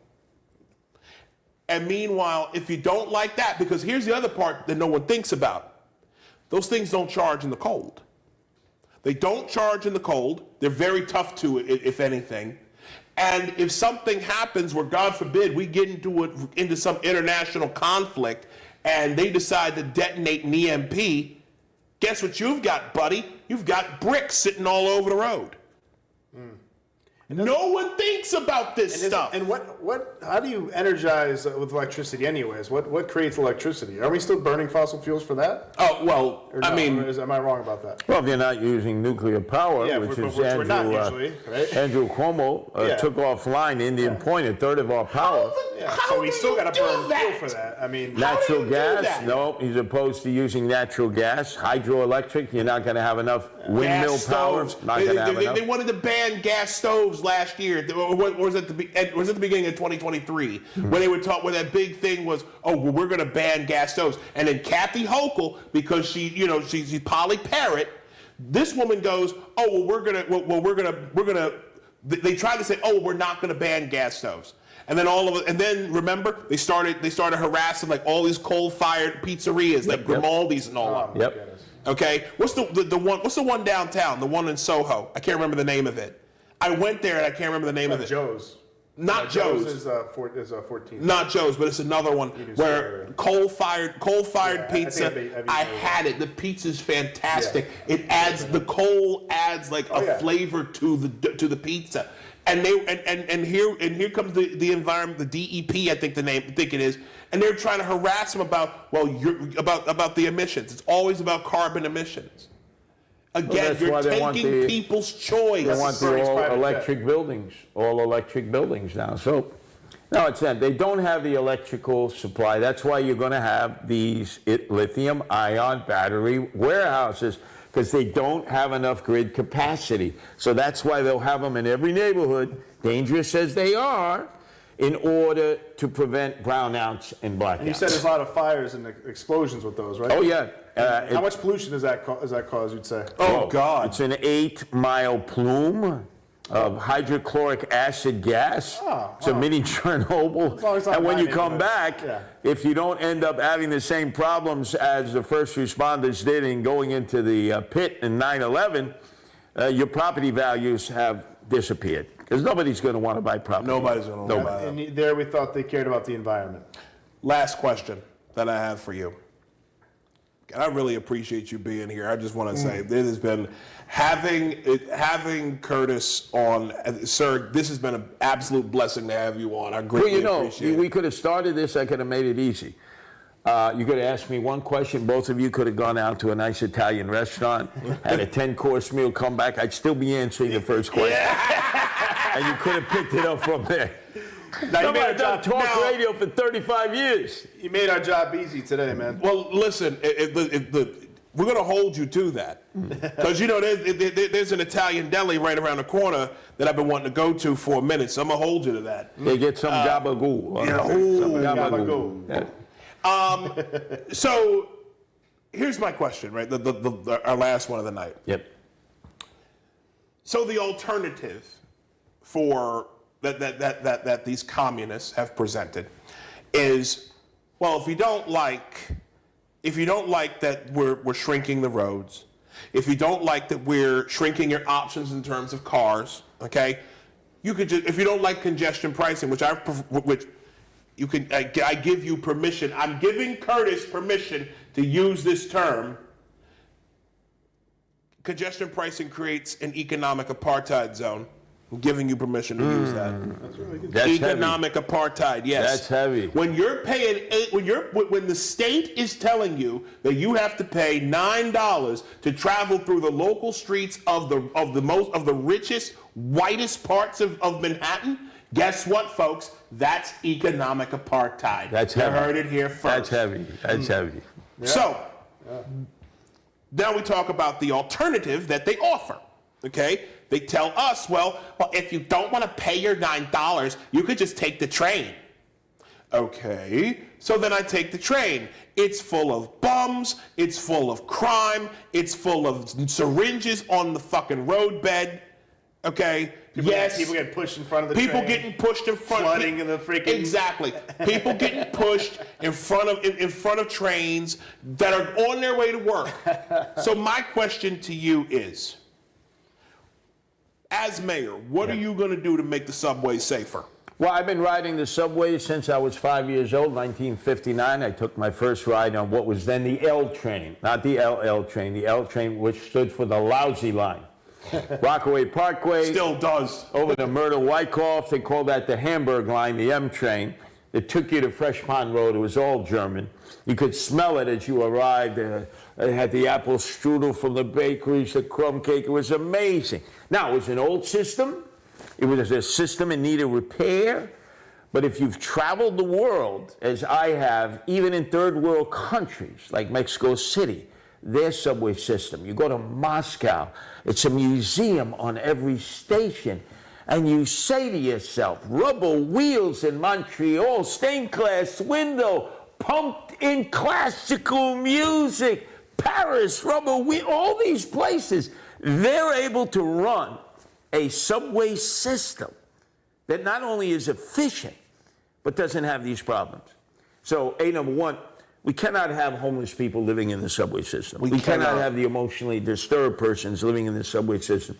And they always give the excuse, well, there's nothing we can do. Yes, you can. You take them off. The reason that a lot of them won't stay in the shelters is it's one flew over the cuckoo's nest. I mean, there is total chaos in the shelters. There's no hands-on policy. It's Darwinian, survival of the fittest. Some of the shelter residents just got out of jail because their families ain't taking them home. So they show up with their hefty trash bag, next stop the shelter, and then they rule it like a jail gang. You have to impose discipline. More of them will stay in a shelter. The emotionally disturbed need to be in the state mental health facilities that Andrew Cuomo closed down. He had 40,000 beds when he first became governor. He reduced it to 4,000. So we have all these problems. They cannot live in the subway. He took away 90% of beds? Yes. He claimed cost cutting and they weren't required.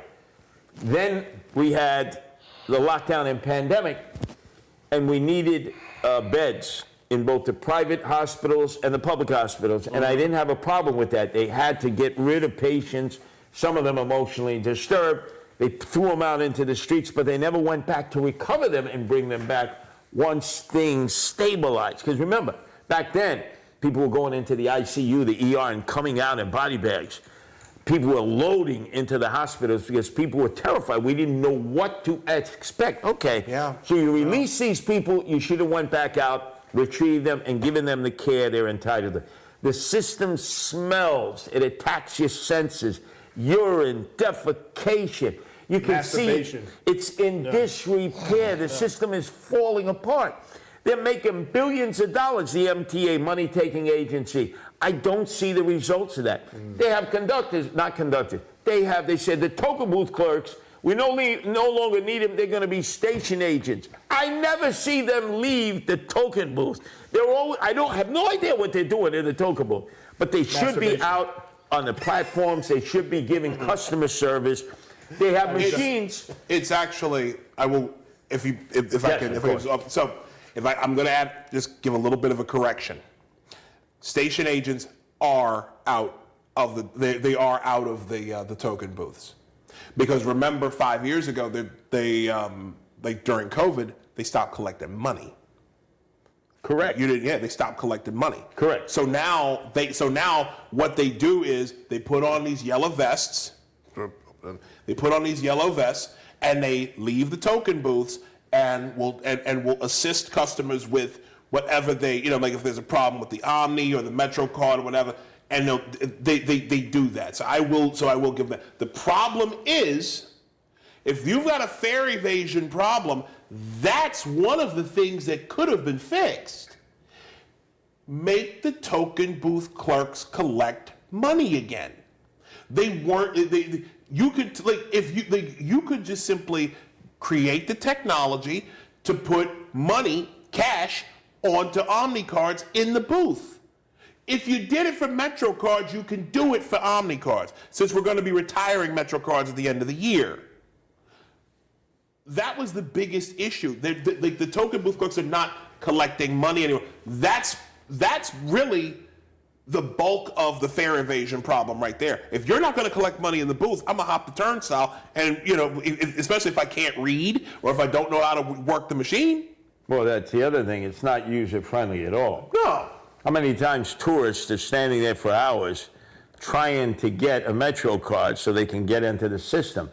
It is the poorest run subway system I've ever been on in the world, and that includes third world countries. Third world country. And we should be ashamed of ourselves because all we want is more and more money in the system. Yeah. More and more money in the system. Charlie brought up a good idea. Wasn't it him that said that maybe we should charge tourists from like foreign countries or whatever, maybe just actually tourists anywhere, maybe outside of New York City, or that a little bit more for their Metro passes? Well, I'll tell you where we should 25 charge them. cents, 10 cents, whatever. They get on the Staten Island ferry. That's the best bargain for any tourist. You get to go to Staten Island. They don't have anything for you to do on the Staten Island side. Shame on you, North Shore Staten Island, not to have exploited that. Yeah. They're all on the side of the ferry. So many of them, the ferry tilts over because they're all taking pictures of the Statue of Liberty, Ellis Island, and it's a great scenic thing. The moment they get on the other side, they go around the other, they come back, same thing. They don't pay a penny. It's the best deal that's ever been made. When Rudy became mayor, he made it free. I've done it. Right. He made it free. Right. Now, you might say, well, wait a second, the tourists aren't going to mind if you charge them a little bit if they're tourists. No, if it's a couple, 10, 20 cents. And for the right, lot the of people tourists. going to Staten Island, you have a separate way. But and then not to exploit that on the Staten Island side. They get off and they just turn around and they come back without having anything for them to do on the Staten Island side. For the people. That's something. I mean, they used to have the Staten Island Yankees because they had the St. George Stadium. Wu-Tang Well, they should still right have there. it, Wu-Tang should but go there. nobody going there because of the crime. Nobody going there. And they St. have George a mall got bad. there. St. George is bad now. Yeah, they have a mall there that Goldmine Sachs just basically took over. It was in bankruptcy, and it is catacombs. It's like something out of the Twilight Zone. Staten Island Mall. Yes. Oh boy. No, not the Staten Island Mall, which is further out. Right there next to what they call Ferry Hawk Stadium now, Staten Island University Hospital Stadium, where the Staten Island Yankees play. Now they have the Ferry Hawks. But it's a crime-ridden location. Nobody's going to come there. Nobody. And the precinct is right there, the 120. But there's no enforcement. Isn't that the precinct that had the situation with Eric Garner? Yes, the 120 right there. There's your answer right there. These people, the PTSD of the last. I was explaining this to a friend of mine. The PTSD that a lot of people have from the last 15 years, where if you enforce the law, if you subdued a suspect in a way that was a little rougher than normal, you were called a racist, you were called a murderer, you were called a white Police supremacist. brutality. Police brutality every 5 minutes. And that's that's PTSD. It's But it a seems lot like of PTSD. That's the underlying cause of a lot of the issues in New York. It seems like is lack of enforcement, lack of police, lack of enforcing laws in general, keeping people in jail. Well, the biggest They need to be problem, in and jail. again, it's traced back to Andy Cuomo, the removal of qualified immunity from the cops. That means they can be personally sued. They are the only agent of government that can be sued now. Now look at Andrew Cuomo, right? Because of his Italian culture, supposedly he got a little too handsy. We've already paid $60 million to defend the guy because when he was governor, he had qualified immunity. Yeah. Judges can send people away improperly. How many times have we seen a black man end up being released who did 25 years for a crime he never committed? Who did that? The DA. Who did that? The judge. Who did that? The detective that was testifying. They all have qualified immunity. We have now singularly taken qualified immunity from the cops. So that's why they don't get physically involved any longer. They say That's it's so just sad. not worth not only losing my job, but getting sued, losing my house. news. They don't make enough money in the beginning. The first 5 years, they're basically living in the basement of their mom and dad's house on a Castro convertible and making less than $50,000 a year. And Jessica Tisch just took away all their overtime because she had Jeffrey Madriel up there on the 13th floor, who was the chief of the department, basically giving overtime to females to pleasurize him sexually. So instead of saying, well, let's go with him and any of his cronies who are abusing this, no more overtime for the average cops who, for some of them, especially when they first come on the job, they need that to make it. you need that. And that's one yeah. of the few things that And if makes they don't want it, they don't want it. But there are so many that want it and can't get it now. Because what the hell does Jessica Tisch know about walking a beat? She goes from the Metropolitan Museum to her brownstone, which is between Bloomberg's brownstone and Elliot Spitzer's brownstone on 72nd Street. Well, who the hell would That's wanna be the a only cop? beach she's ever walked. Who the hell would want to be a cop today in New York? Well, that's the problem. Normally, the people who would recommend that you become a cop were your fathers or mothers, your grandparents, someone involved in the department. They are now telling their immediate relatives, don't out. become a cop. Yeah. That's why That's a we're big not problem. getting recruits. That's a huge problem. You need, I mean, New York City is huge. You have migrants, you have mentally ill people, you have criminals, gangs. What do you think happens if you don't have enough police? And the police are exhausted or too scared to do what they need to do to protect people. And they're already demoralized because the minute they have talked to police not officers, paid enough, no overtime. not paid enough, no overtime, and then depending on where you work, you're going to end up seeing those same people that you just collared. Yep. You Yeah. see them back What's on the the point? streets. You probably sit in your car and be like, you know what? I'm just gonna keep on. Taunting. I'm gonna keep on Taunting scrolling on you. my phone. Why even get out? And who's the people who are most affected by that? Marginalized communities, high crime communities, women. You know, big guys like us, tough guys like they don't even mess around with us, right? They But don't- women on their own Absolutely. at nighttime.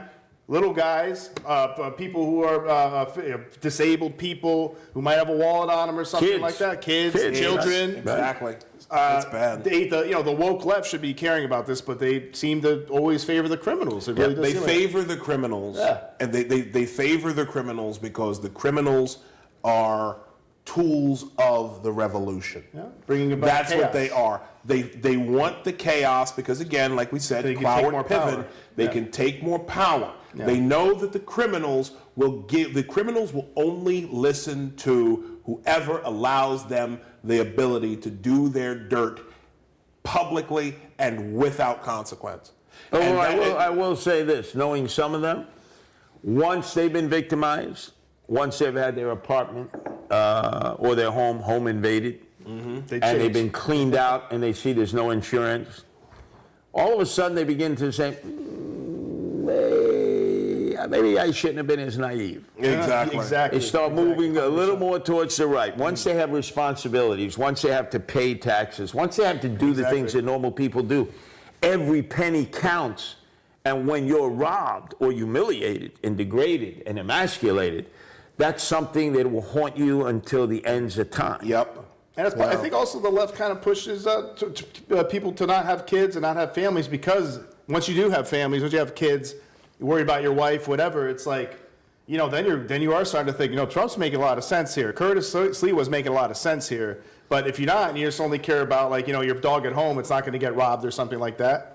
And just going out to drink or whatever and party, it's like maybe you don't care so much about that. Yep. That's Exactly. fine. But once you have kids and you have your own family, like things, your priorities change, man. Your values change. When you have to start thinking about others beyond your And then own you can't afford to be pleasures. naive. The one thing that I've noticed is that our current society, the people who run our society, are obsessed with hedonism.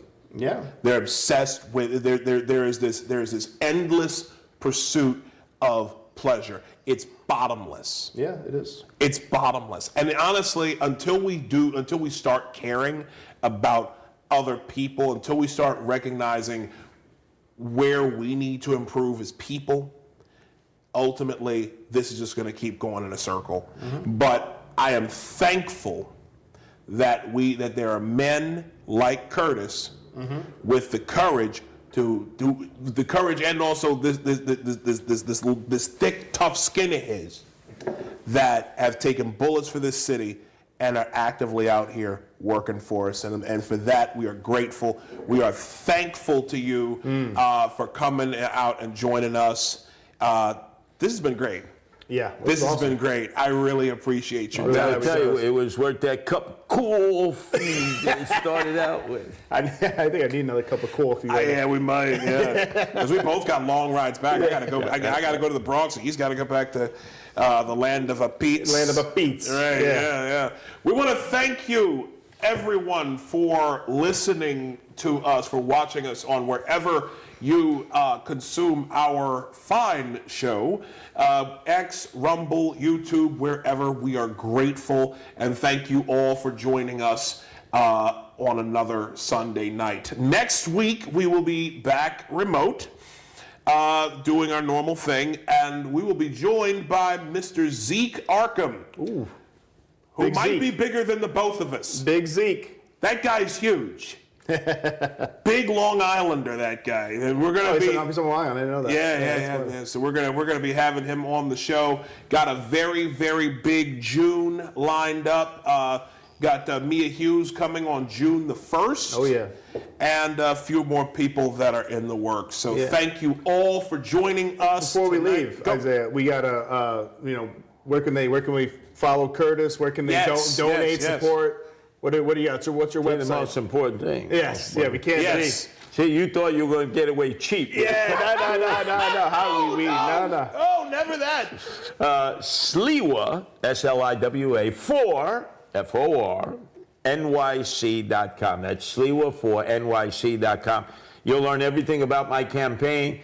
If you are not throwing nickels around like manhole covers, which I hope you can afford to throw me some moolah shmoolah, some scatto, I get an 8-to-1 match, and then I can compete with the Cuomos of the world, the Zorhan Mandamis, because right now, even Cuomo has admitted Curtis starts out with 30% in the general election. If I bump that up to 5% more,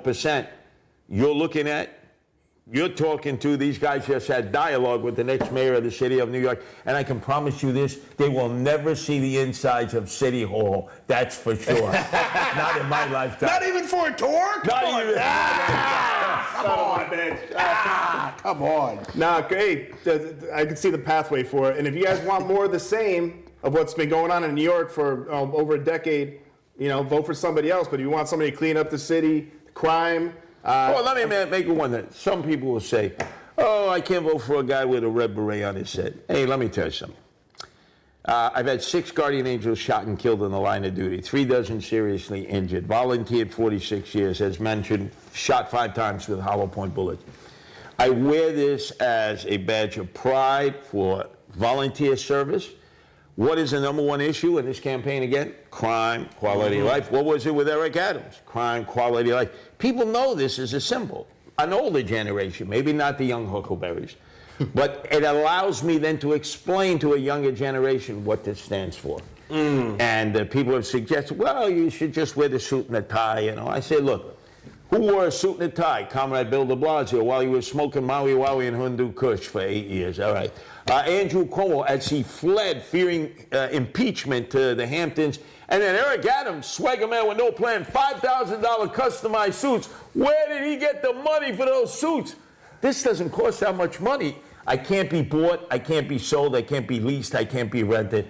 I'm not ever to be corrupted.